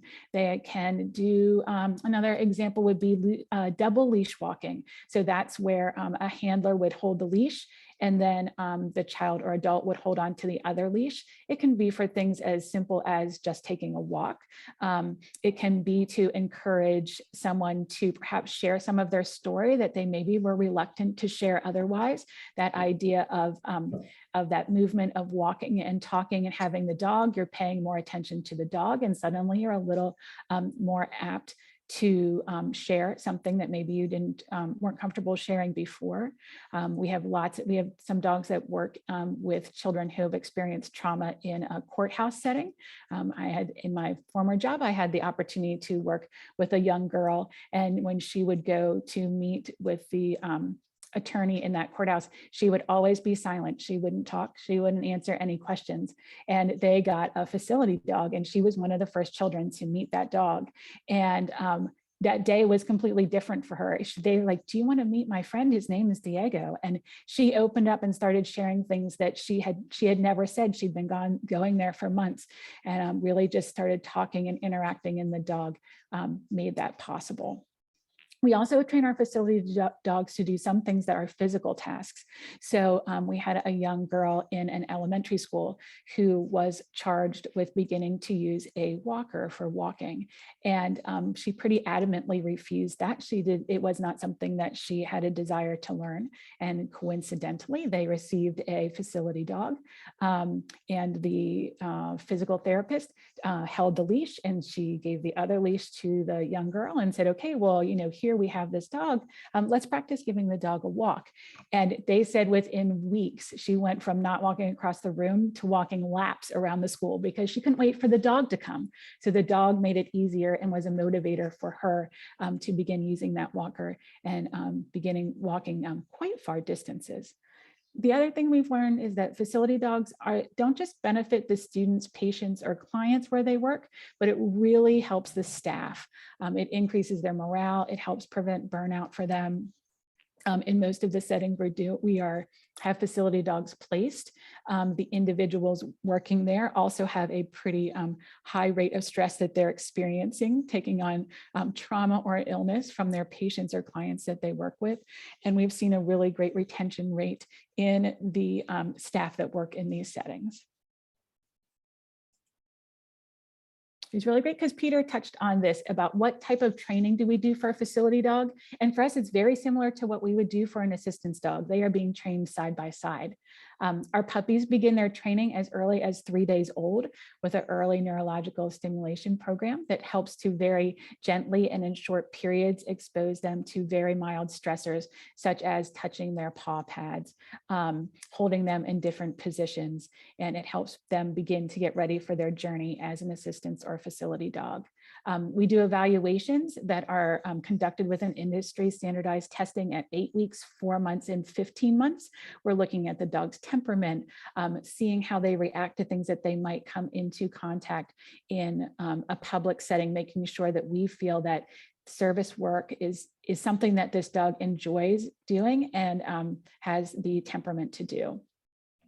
Our puppies live with a volunteer puppy raiser for about 1.5 years, and those puppy raisers attend classes that are led by professional trainers. At home, they're working on basic house manners, and then during the classes, they are learning over 25 different basic cues that the dog is perfecting while they're in the volunteer's home.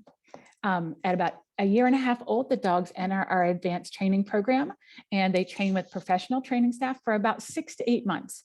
And this is the time when they're matched with a partner. So our professional trainers are looking and seeing what a dog seems to excel at in terms of their strengths and their temperament, and start to determine who on our waiting list may be a good match for them. A dog for a facility dog, we are looking for a dog that wants to interact with multiple people. We find some dogs tend to gravitate to just one individual, but other dogs really like to work the room. They want to have different people pet them. They want to go up and visit everybody in the room. And while you don't want your assistance dog going up and visiting everyone in the room, you definitely want a facility dog to be looking to interact with a pretty large number of people on a daily basis. Once the dogs are matched, they finish their training, learning their specialized tasks, and then our handlers who are receiving the dogs, they attend a 2-week team training, and that's where they learn everything that the dog has been taught. They are also learning how to care for their dog. We have a very great emphasis on nutrition, fitness, weight management. We talk about veterinary care, first aid care, making sure that the individual knows how to properly care for the dog. As I said, they learn how their dog has been trained. So we use positive reinforcement and clicker training. We teach dog handling skills, so loose leash walking. We go over all the basic cues a dog has learned, and begin with that very most basic thing that Meg was talking about, is just that eye contact, and them beginning that connection, because these 2 weeks are where the handler and the dog begin their bond. And this is where we do a whole lot of definitely heavy reinforcement. We utilize treats and food for that. And I'm really starting to have that connection so that the dog is ready and willing to work for their new partner. And then we teach the individuals how to handle a dog in public and about public access laws. I know those vary from, actually in the United States, they can vary a little bit from state to state in regard to a facility dog, but assistance dog laws are very standardized. And of course, it varies internationally.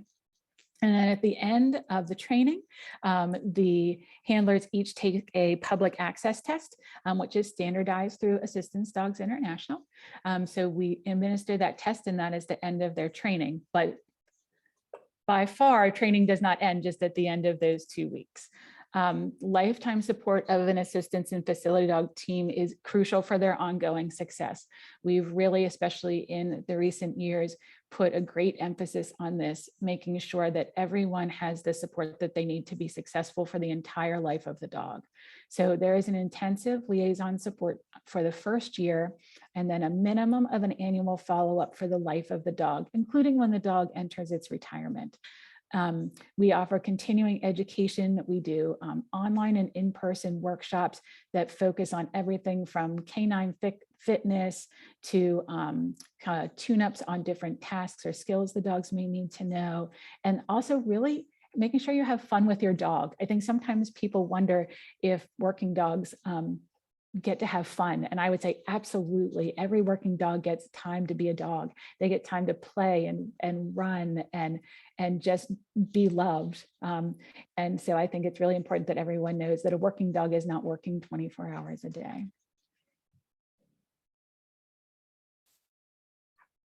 I wanted to share a quick story, and hopefully it works because it's my video, of a story that aired this week on Good Morning America about one of our facility dogs. His name is Dilly, and he works at the Children's Hospital of Philadelphia. They have a really great program set up where they have both therapy dogs come in, and they have he is their first facility dog, and they are working on their second dog. So the therapy dogs enter the hospital with the volunteers with whom they live, and they are on kind of a rotating schedule, and they are the dogs that go into the patient's room for hugs and snuggles and comfort. And where Dilly comes in is he is doing his specialized tasks. So you'll see a little bit of that in the video, but he is really trained things to help the patients individually. He has a whole menu of different things that he can do, but he works there every day of the week, well, Monday through Friday. He has a 5-day work week. He does get weekends off, and he interacts with the patients doing the specialized tasks that he has learned. So I'm going to see if I'm able to share this, and hopefully I am successful. I tried it, practiced it this morning. In a bit, but first we want you to meet the pup who's the heart and soul of Philadelphia, Dilly. Can I ask if you can hear that? You can, okay. I wanted to ask before I kept playing it. Who works at the Philadelphia Children's Hospital. Sunday night, taking Dilly for a walk. We had a new harness for work for the kids. Meet Dilly, a 4-year-old Labrador Retriever with a heart of gold. I would describe Dilly as a very goofy dog. He's very snuggly, extremely smart, and really just like the greatest thing that's ever happened in my life. Beloved by his handler Lizzie, and here at Children's Hospital of Philadelphia, where he works as a full-time employee. As a trained facility dog, Dilly brings joy and support even in the most difficult times, offering unconditional love. Good boy. When you're with a family and a patient, you just kind of see how everybody's body language just starts to relax, and he just kind of reads the room and knows what to do. And he's doing one of the hardest jobs here, and that hardest job is making someone, you know, happy and hopeful. Someone that has a hard job but also sleeps on the job at the same time. 16-year-old Cameron and Dilly are now forever friends. I remember when I met Dilly, it kind of brought a bit of normalcy to just being here. Bonded throughout his extended hospitalization. Thursdays at 4 o'clock were Dilly days, and if Cameron had a procedure that morning or that afternoon, the first question he asked was, will I be back for Dilly? Dilly by Cameron's side through his heart transplant surgery and as he healed. Cameron's first longest walk was with Dilly. If Dilly wasn't available, Cameron probably wouldn't have walked that day, but that was the beginning of Cameron's recovery. Always doing his part to help his young patients thrive. There's not a lot of words happening at the time sometimes, but there's so much deep meaning that's going on, and there's so much more being conveyed between the dog and the patient. And to me, that's the magic of doing this work.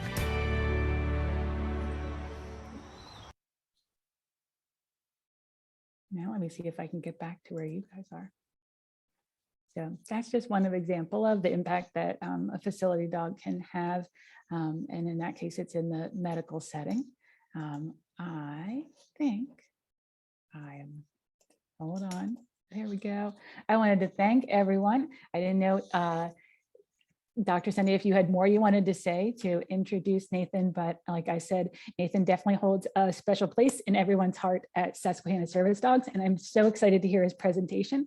So I will turn it over. Okay, thank you so very much, Deb, for your presentation. Oh, wow, Meg says, Dilly, I'm crying.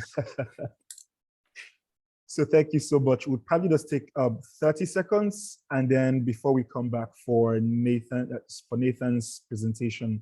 So just 30 seconds, you can just grab a cup of water or take a leak or anything else for just 30 seconds, and then we will be right back on it.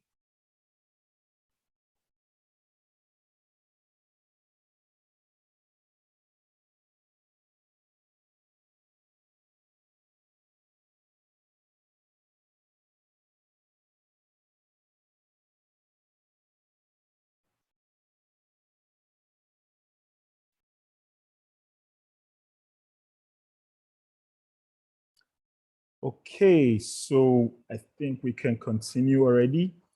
And please feel free for all the participants, if you do have a question, please feel free to, any question for Deb or Nathan or both, please feel free to put your questions in the chat, and then we will have your questions given to them to answer.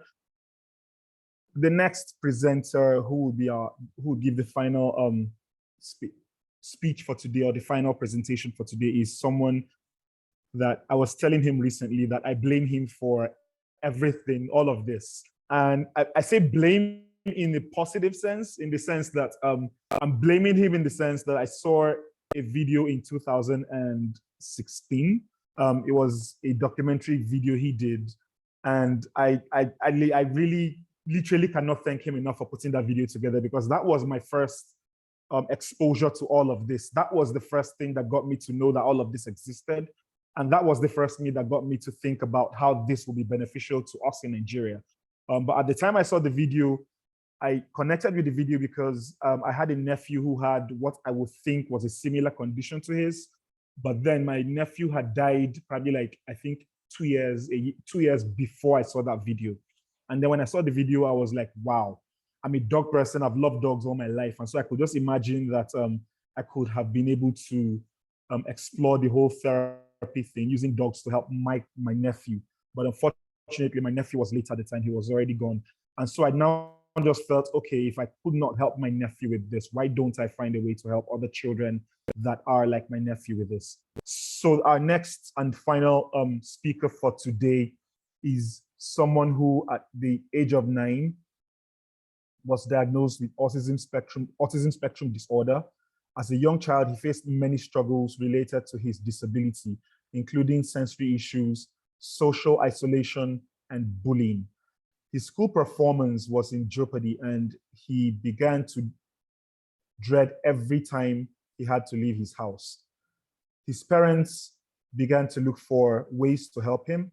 Finally, they considered applying for a service dog for him, something that was unorthodox at the time. When he was 11 years old, he was matched with SSD Sylvia from Susquehanna Service Dogs, and the change occurred nearly overnight. He had to face some legal challenges in his school and to be able to have SSD Sylvia with him, but otherwise his school performances, his social life, and his overall enjoyment of life was improved exponentially. He went on to excel in high school, then earned a bachelor's degree in communication studies and political science, and then a master's degree in communication studies. Sylvia retired in 2018, and he has partnered with another service dog, SSD Blake, ever since. He's now a professor of communication studies at James Madison University. All of these accomplishments would have been unthinkable without the service dogs in his life.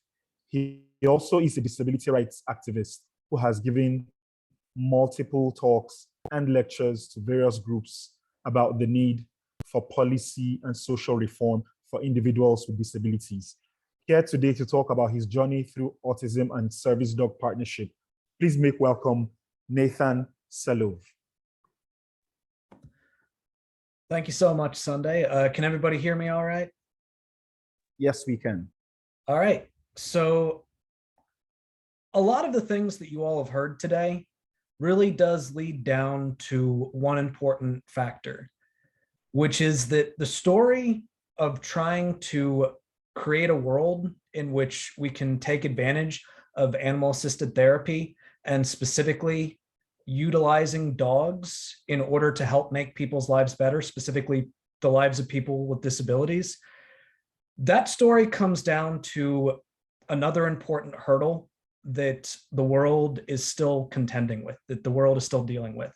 And that is the fact that in most of the world, disability is still heavily, heavily stigmatized. And so I want the focus of my presentation to be on the results that can occur when accommodations are given to people with disabilities. Now, my experience, I'm not going to say that this experience is completely replicatable or replicable, however you say it, in every single possible situation, but it is absolutely possible for it to be repeated for a large number of people throughout the world. So, and I want to begin my story by kind of saying what the end of it is. And a lot of it is stuff that you've already heard from Sunday's very nice introduction. And that is, I am a person who is on the autism spectrum. I'm 27 years old, and I am a professor of communication studies at James Madison University. I am married to a wonderful woman who I've been married to for the last 4 years, and I've been with for 7 years. I have a lot of really wonderful and supportive friends, a wonderful and supportive family. I live in I think, a pretty cute house. And I've been able to live a relatively normal life. And I've been able to live a pretty happy life. And the thing that I want to make clear throughout the course of my presentation is that where I ended up was never a foregone conclusion. It was never definitely going to happen, because where I started out was very limiting in a lot of ways. So, as Sunday mentioned, when I was 9 years old, I was officially diagnosed with autism spectrum disorder. Now, at the time, my mother was actually concerned to tell me about that diagnosis. My therapist had been working with me for a while, and she's the one that first started realizing, hey, I think that your kid might be autistic. Now, when she first told my mother that, which I would like to add, my mother is a therapist. And when she heard that I might be autistic, she thought, no, there's nothing wrong with my kid. But as time went on, it became more and more obvious that there was something going on. I, like many autistics, often got into arguments with my fellow classmates, often about really stupid things. I'm sure that Deb has probably heard me tell this story 1,000 times, and I'm still salty about it.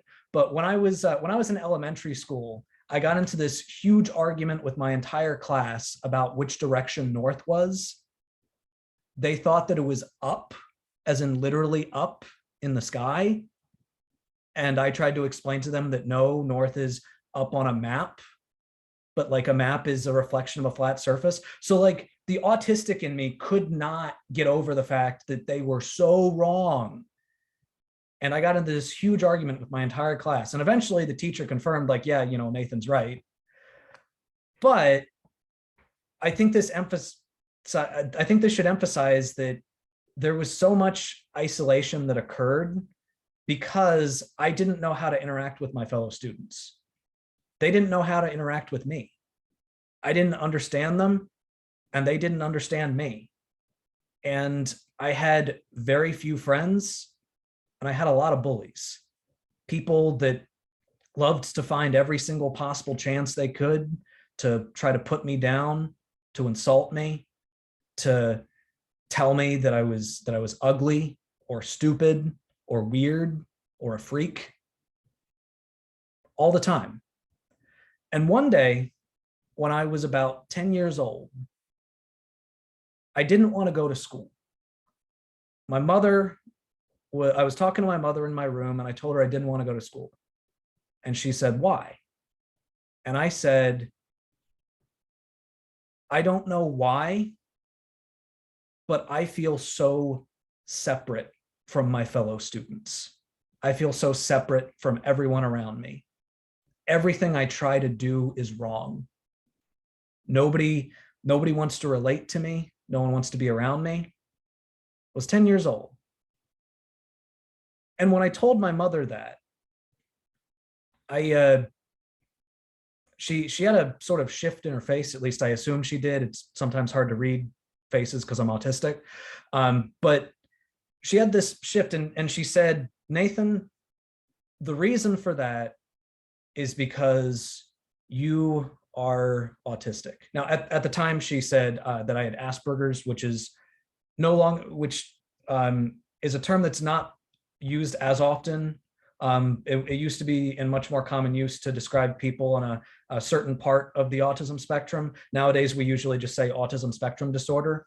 But she explains to me what that meant. She explains to me that people on the autism spectrum often do experience that social isolation.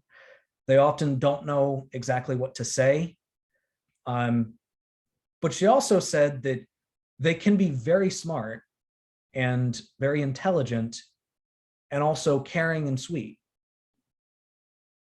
And now that I finally had a word, a reason to go with why I felt so isolated from my peers, it was a little bit easier for me to start accepting myself. But at the time, I viewed autism as the enemy. I viewed autism as being the big bad thing that had ruined my life. And that definitely changed later on, but it took a long time. So when I got to middle school, also sometimes referred to as junior high school, things got much worse for the first year. I had a principal that was extremely unsupportive of people with disabilities, and was, never did anything to address the bullying problem. I had multiple bullies. I had less friends. It was a really rough first year. And I got to the point where sometimes in my class, I would purposely pick scabs on my body to start bleeding so that I could go to the nurses. Because I just didn't want to be in class. I hated being in class. I would stare at the clock and I would hope and pray for the class to just be over, for school to be over so that I could go home. And my parents knew that something had to be done. My grades were slipping and I was miserable. And that was around the time that my therapist had discussed with them the possibility of assistance dogs, of service dogs. Now, at the time, service dogs for people on the autism spectrum was fairly rare. It was just starting to be used. It was just starting to be thought of as a potential help for people on the autism spectrum. And so they brought the idea to me, and immediately I was really excited about it because I had always had great experiences with dogs. In fact, even going earlier in my life before I had any service dogs, there was a time period when I was in elementary school where I would have nightly night terrors, where I would just wake up melting down, crying, screaming because of some type of nightmare. I don't know the science behind night terrors, but basically I would have them every single night. And then one day, our family dog came into my room and just got into my bed and slept in the bed with me. And that night, I didn't have a night terror. And so my parents thought, that's weird. So then they let the dog sleep in there the next night, and I didn't have a night terror. And then the next night, and then the next night, and then the next night, same results, no night terrors. So there was already an unexplained connection that I had always had to dogs, even before we started even considering the idea of service dogs. Because oftentimes that human connection between dog and animal has been talked about in a lot of presentations, is something that is intrinsically linked into our biology. So my parents did a lot of searching for various service dog organizations, and eventually they discovered Susquehanna Service Dogs. And we filled out an application, we sent it in, we were on a waiting list.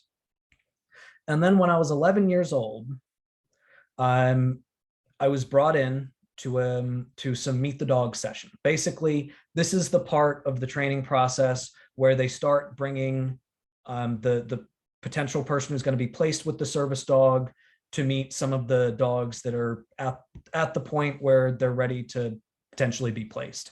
And on the second one, I met the most beautiful yellow lab that I had ever seen in my life. The sweetest yellow lab I'd ever seen in my life. The moment she came walking out of the back room, she ran up to me, she jumped on my lap, and she started licking me. She started licking my face. And other dogs had done that, but the way that she did it, it wasn't uncontrolled. It wasn't, all over the place. It was, I'm jumping on you, I like you, lick, lick, lick, lick. And I knew in an instant that there was a connection. And she was focused on me. She was energetic in a way that matched my own energy. And she was so soft and she was so adorable. And she was immediately my first choice. She was my parents' first choice. She was Susquehanna Service Dog's first choice, and she got placed with me. So after that, I got to do team training with her. Now, Deb talked a little bit about the whole process. Basically, in team training, it's usually about 2.5 weeks where they teach the handler and they kind of get the dog used to the handler, or teach the handler how to handle the dog and teach the dog kind of how to best accommodate the handler. It's about creating a connection between the person and the dog. All right. And that connection came pretty quickly between Sylvia and me. I had so many breakthroughs during that week. One really big one that my dad frequently talks about was there was this one day that I was at a mall. Now, I hated going out into public before I had any service dogs. Before I had service dogs, I hated going out to anywhere, to stores, to the road, to anywhere where there were a lot of people. I could not handle it because the noise just overloaded my brain. So going to a mall was a terrifying idea because there are lots of people there. So we went to this mall, and there was a moment where I was starting to have a meltdown because everything was closing in. I could hear everyone talking. I could hear everything that was going on in the store, and I was getting frustrated. And Sylvia, I was trying to give her cues, and she wasn't listening. She wasn't doing what I was saying, and I was getting more and more frustrated.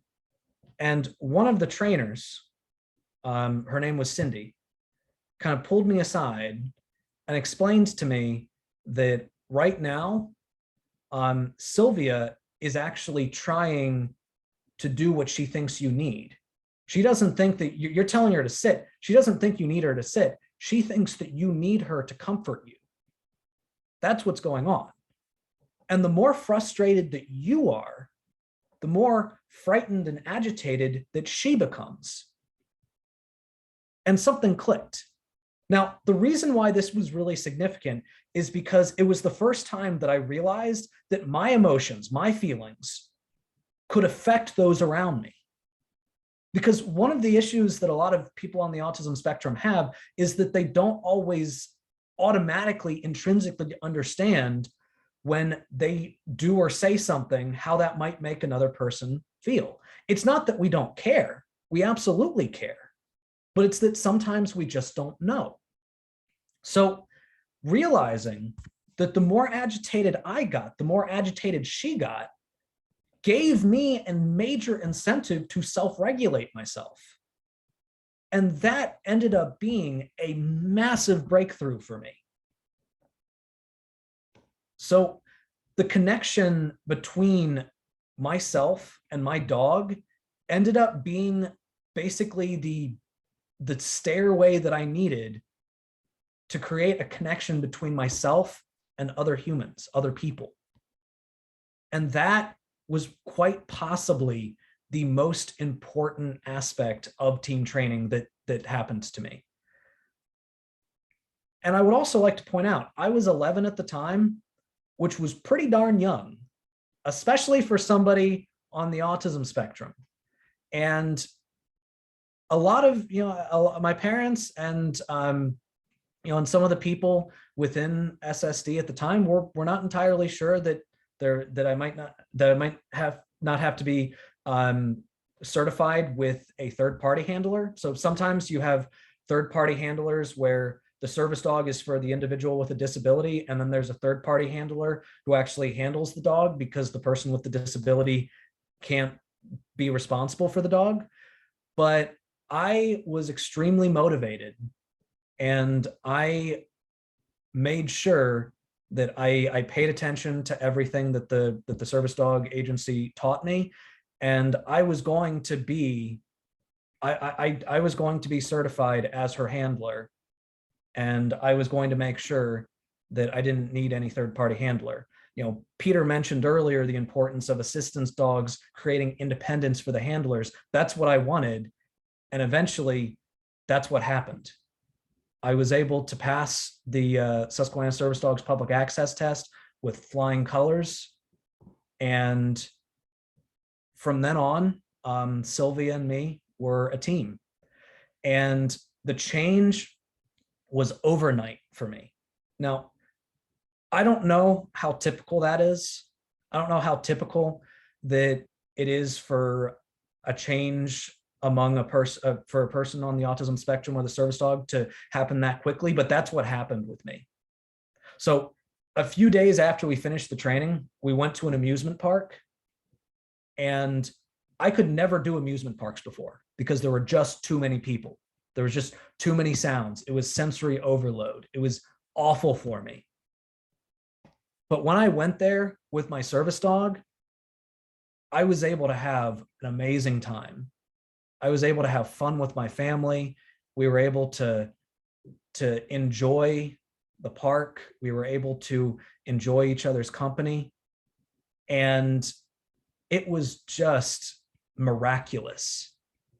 Now, then came a little bit of a legal battle that we had to go against with the school. Now, I don't want to get too much into this because this isn't super important to the story, but there is one thing that I want to address, because a lot of the concerns that the school had about the dog are concerns that a lot of people have about dogs, like all around the world. Concerns that have been brought up by some of the questions that I've seen, by some of the comments that I've read in the past. So my school board was worried about allowing the dog into the school. I mean, technically they were legally required to, but they tried to pretend that they weren't. It was a lot of really weird legal crap that they didn't understand, but again, different story. So things that they were concerned about. They were concerned that the dog would just be so distracting to the other students that the students would just be fixated on the dog and they wouldn't be able to pay attention. All right. They said, that dog is not going to help his academic performance. It's not necessary. It's definitely not necessary. All right. They would say that what about dog allergies? What if somebody has a dog allergy? And then, of course, what if someone has a fear of dogs? And a lot of the concerns that they had ended up not being either not happening at all or being easily fixable or accommodatable. All right. So in terms of distracting fellow students, when I started going to school, yeah, I turned some heads. Some of my fellow students were a little bit weirded out at the fact that weird kid that sat in the back of the room that made a bunch of annoying comments about Star Wars all day, now is walking into the building with a dog. Yeah, they thought it was weird at first, but it took 1 week for them to get used to it. Like after 1 week, they didn't even bat an eye. It's like, oh yeah, that's Nathan and that's Sylvia. So the idea of it distracting students was just ridiculous. All right, they got used to it really quickly. The idea that it wouldn't really help me was laughable. Based on what happened, it was a laughable notion. So my grades improved exponentially. My life improved exponentially. My ability to pay attention to my teachers, my enjoyment of school improved exponentially. In fact, a story that my parents often tell was, and I see Deb laughing, I know she's heard this story before, was there was a parent-teacher conference in which they talked to my math teacher.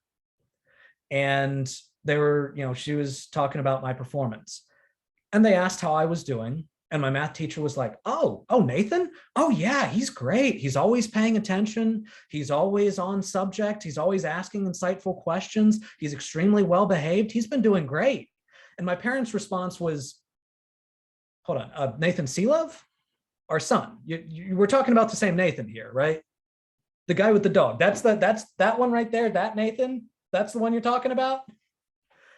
And yeah, it was. Because that is what the dog had done for me. Because my struggles in school had not been caused by some kind of lack of interest in school. It had been caused by the fact that there were so many sensory issues that I had in school that it was hard for me to pay attention. It had been caused by the fact that there were so many social aspects of school that had made life difficult for me, that had gotten in my way of being able to really enjoy school.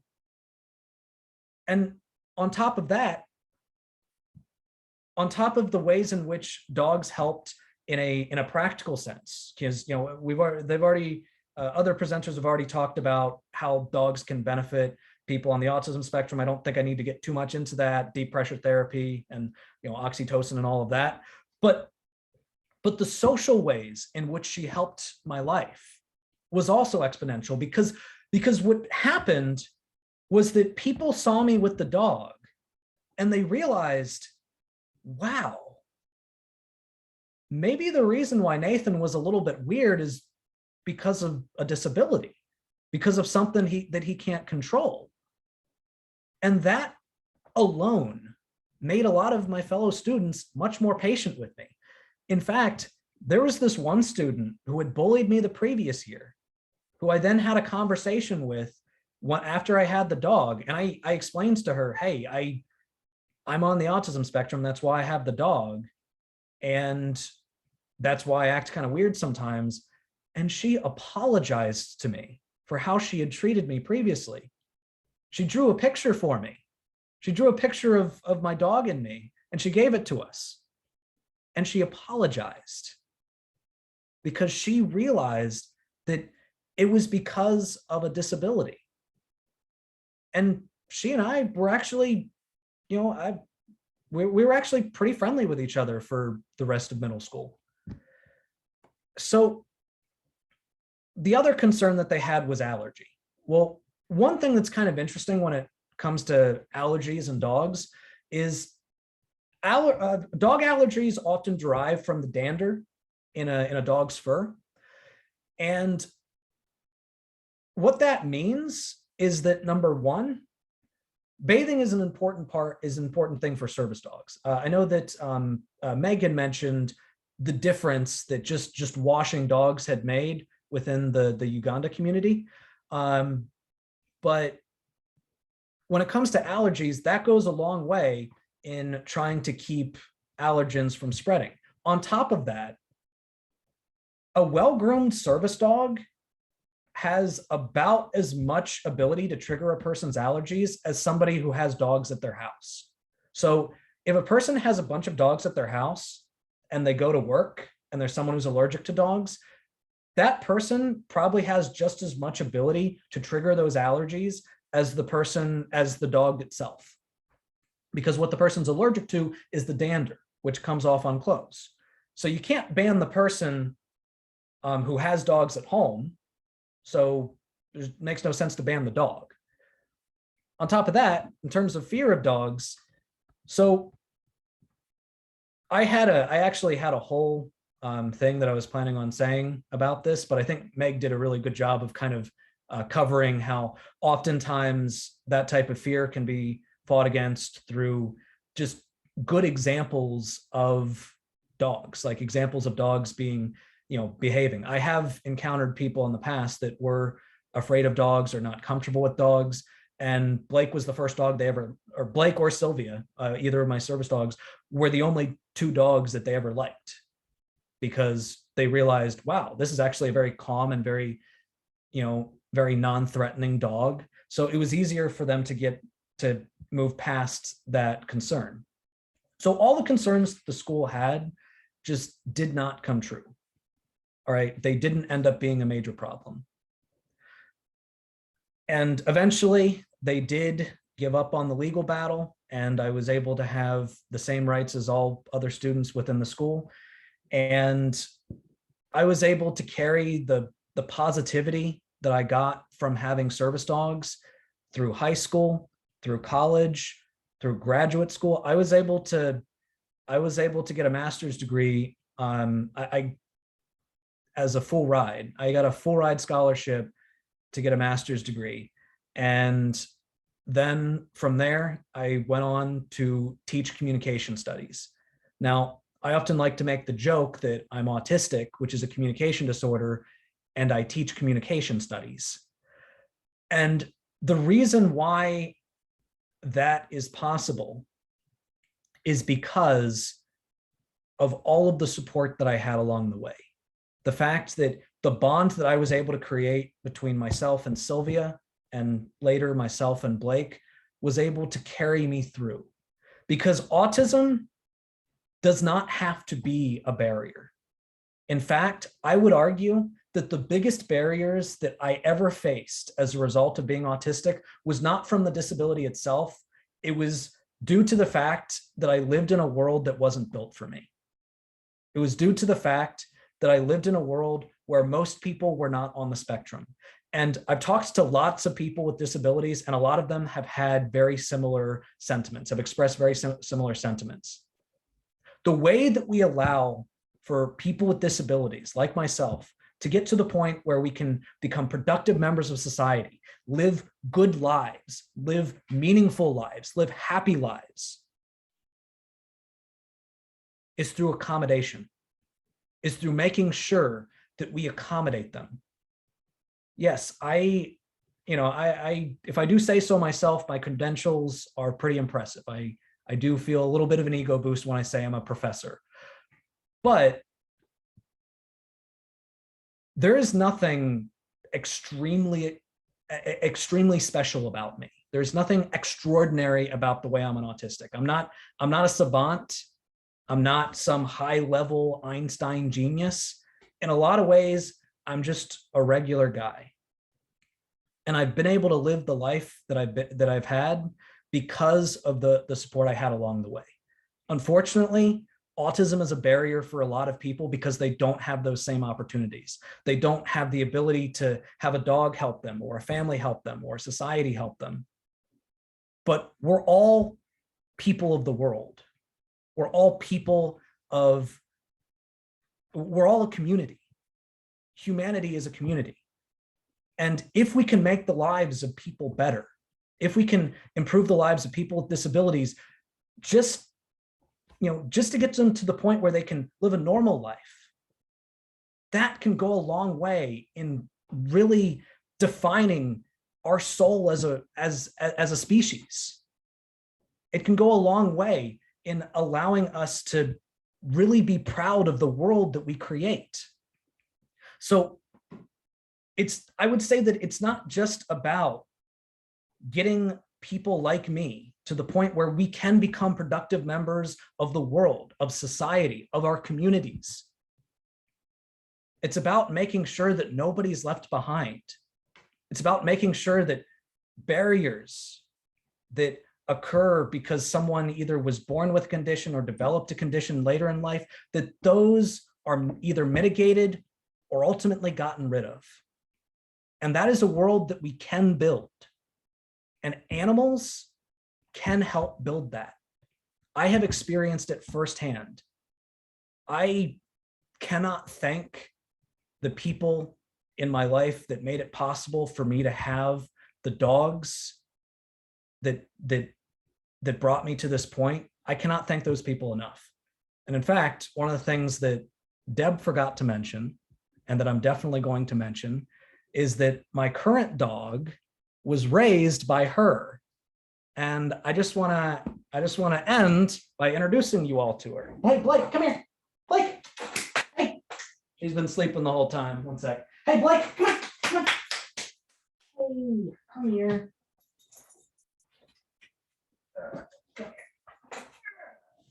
There she is. This is Blake. She is my best friend. She is a wonderful girl, and she has helped me with so much in my life. And I really hope that, oh, hey girl, good girl. I really hope that after this presentation that you all can really see the change that dogs can make in a person's life. Oh, wow, she just burped. Good girl, good girl. Okay. That a dog can make in a person's life, and hopefully we can continue to spread that throughout the world, beyond national borders, beyond our own communities, and continue to allow people with disabilities a place in this world. Thank you so much. And thank you to Sunday for giving me the opportunity to speak to all of you. Wow. Thank you so much, Nathan. I just don't know what words to say right now, but thank you so much. Like your story has really touched a lot of people on this in this meeting right now. And I'll probably just read a few comments in the chat section to buttress this point. So someone from Nigeria has says, Nathan, this is a powerful real life presentation. Your testimony really wowed me. I really wish it could be replicated by others with this challenge in our climb. That's in like Nigeria, Africa, around here. Thank you. My mentor, Dr. Ganiya Nahoro, a very senior colleague in the veterinary profession in Nigeria, says, very emotional account here, Nathan. Thanks for sharing. And then Michael Kaufman, one of the speakers for tomorrow, he's in the US there as well. He says, Nathan, you are a gifted speaker. We must invite you to Green Chimneys to meet our staff and students. Your story is especially meaningful at our school. So thank you so much, Nathan. Thank you so much, Blake. And I would especially want to say thank you so much, Sylvia, even though she's not with you right now as well. But then thank you so much, Sylvia, for everything Sylvia did for you as well, which is a good part of your story, which is a good part of what has brought us all together, which is the good part of why I even got to know about you and everything. So thank you so much for everything. I would, at this point, want to just quickly switch into the questions and answers. I think everyone is so wowed by the presentation that there aren't too many questions in the chat section right now, because too many people are still just trying to get, like all the comments I'm seeing are a whole lot more about how the story has really made a lot of sense and people have really connected and all. So I'll probably just get a few questions from the pre-conference questions to ask both you and Deb. So someone talked about, so someone has commented on this, but let me probably still bring you here at this point. Edward was asking, or was saying, we've seen some burnout in facility dogs in the UK. And he was asking, how is this, or how can this be prevented?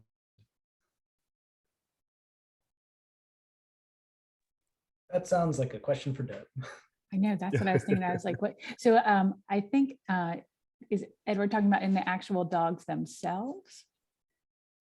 If he is, I would say, I'm going to go on that train, and if I'm on the wrong one, I'd say one of the things that we tell our facilities and their handlers is really important is to really make sure that you are giving the dogs scheduled breaks, making sure during the day that you're giving them time to just be a dog, so not going from person to person to person, really making sure that they have downtime, making sure sometimes things just as simple as taking them out for a walk, right? So they can sniff around. Dogs can relieve stress through sniffing. Giving them something to occupy their mind that's not work, maybe giving them like some kind of puzzle toy, or we do, and I know in our kennel, a lot of times we'll use like frozen food inside like a Kong or a bone, because of course that licking too for them can help relieve stress. And I just think it's making sure that they're not overdoing it, because just where people take a break when they're at work too, you have to remember that the dog has to as well. And there might be a day, maybe there's a day when the dog just needs to take a break and stay home. That can be an option too. I just think making sure you're giving the dog a little time to take a break, relieve some stress, and be a dog. Okay, thank you very much for that response. So there's this question. So I think I'd probably love to have Nathan have a go at it first. From your experience, Nathan, maybe to just give some context to this as well. Someone was asking, does the sex of the animal have any role to play in it? What sex has been found to be more adaptable for this purpose?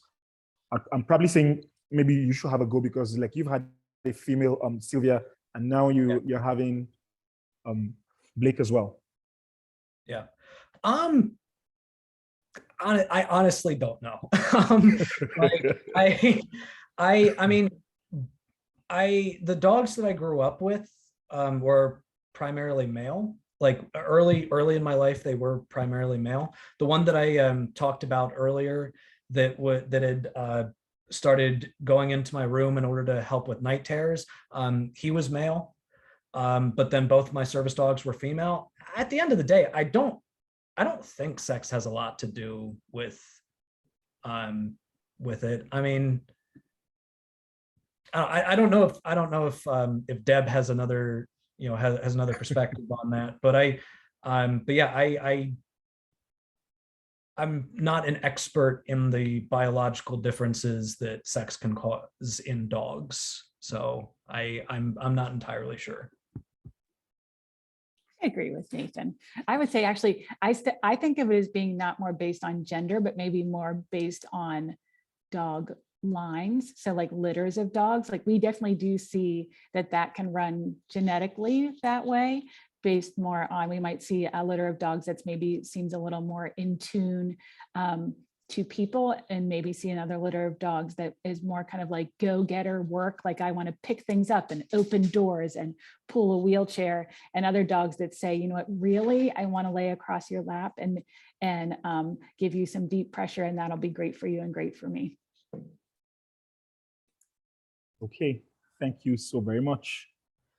So there's this question that says, it's a two-part question. So it says, what are the basic services put in place to assist disabled individuals, such as the blind, to take proper care of service animals put in their care to ensure that they are healthy? I think I probably just asked the second part as well. It's kind of related. So the first part is, what are the basic services put in place to assist these people, disabled persons, especially like the blind, to take proper care of service animals that are in their care? And then the follow-up question to it is, will there be follow-up measures on companion animals put in care of certain individuals to ensure that they are not abused? And what are the follow-up measures?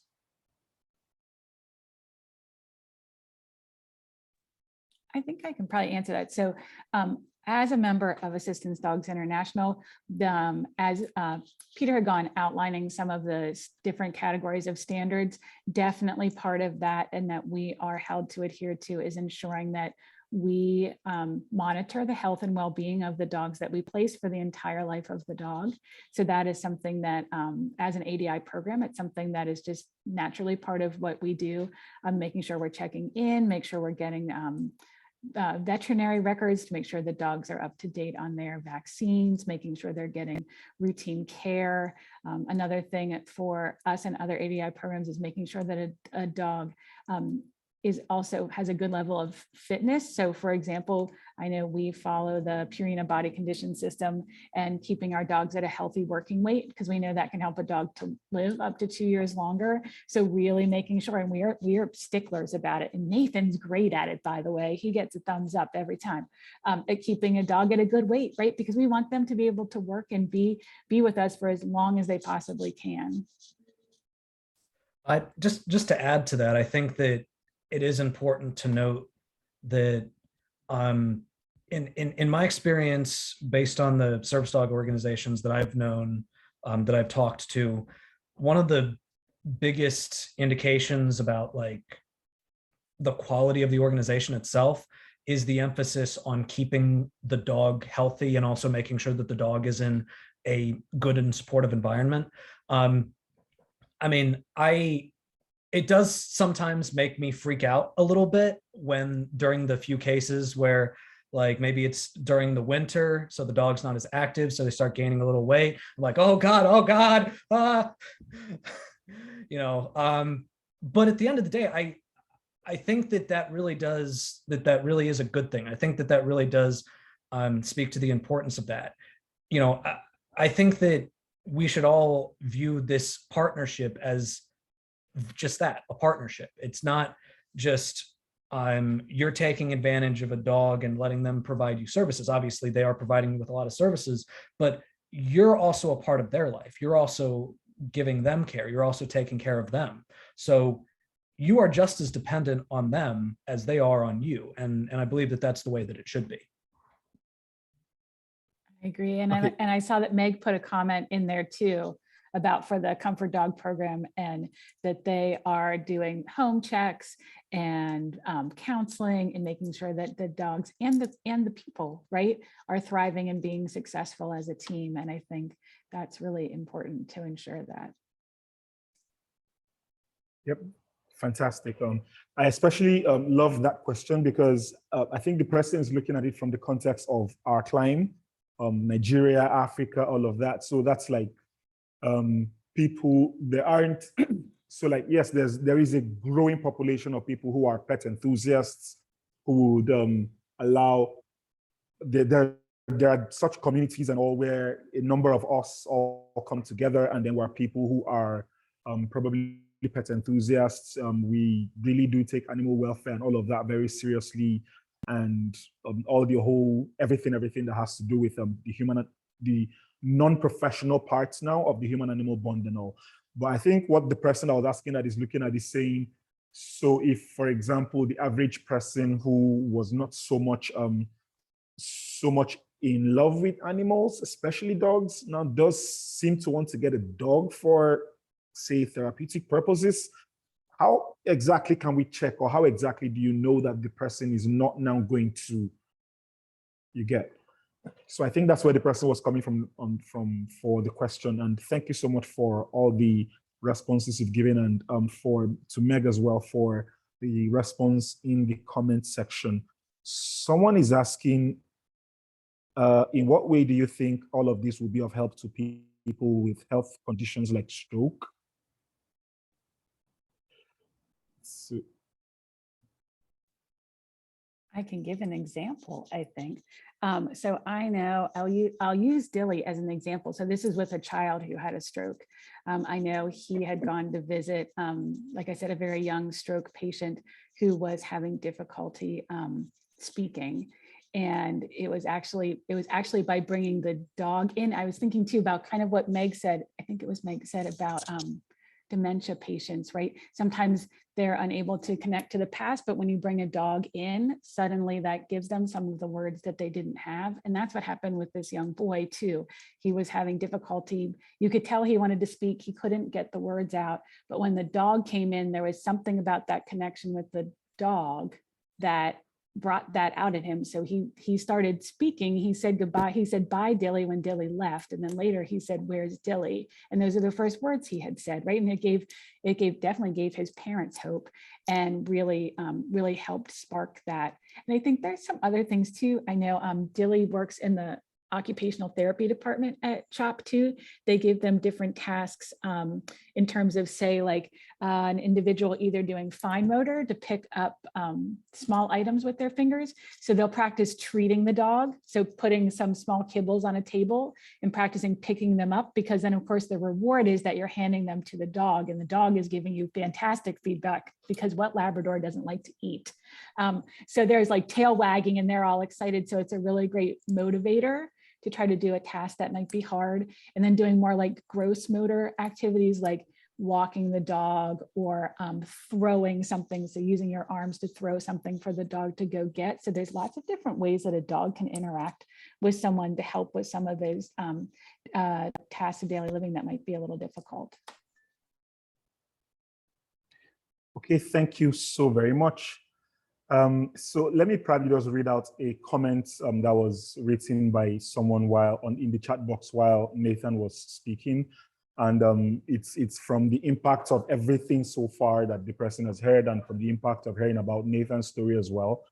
So the person wrote and said, the impact of all of this will be huge in Nigeria if introduced and implemented, especially in the northeastern part.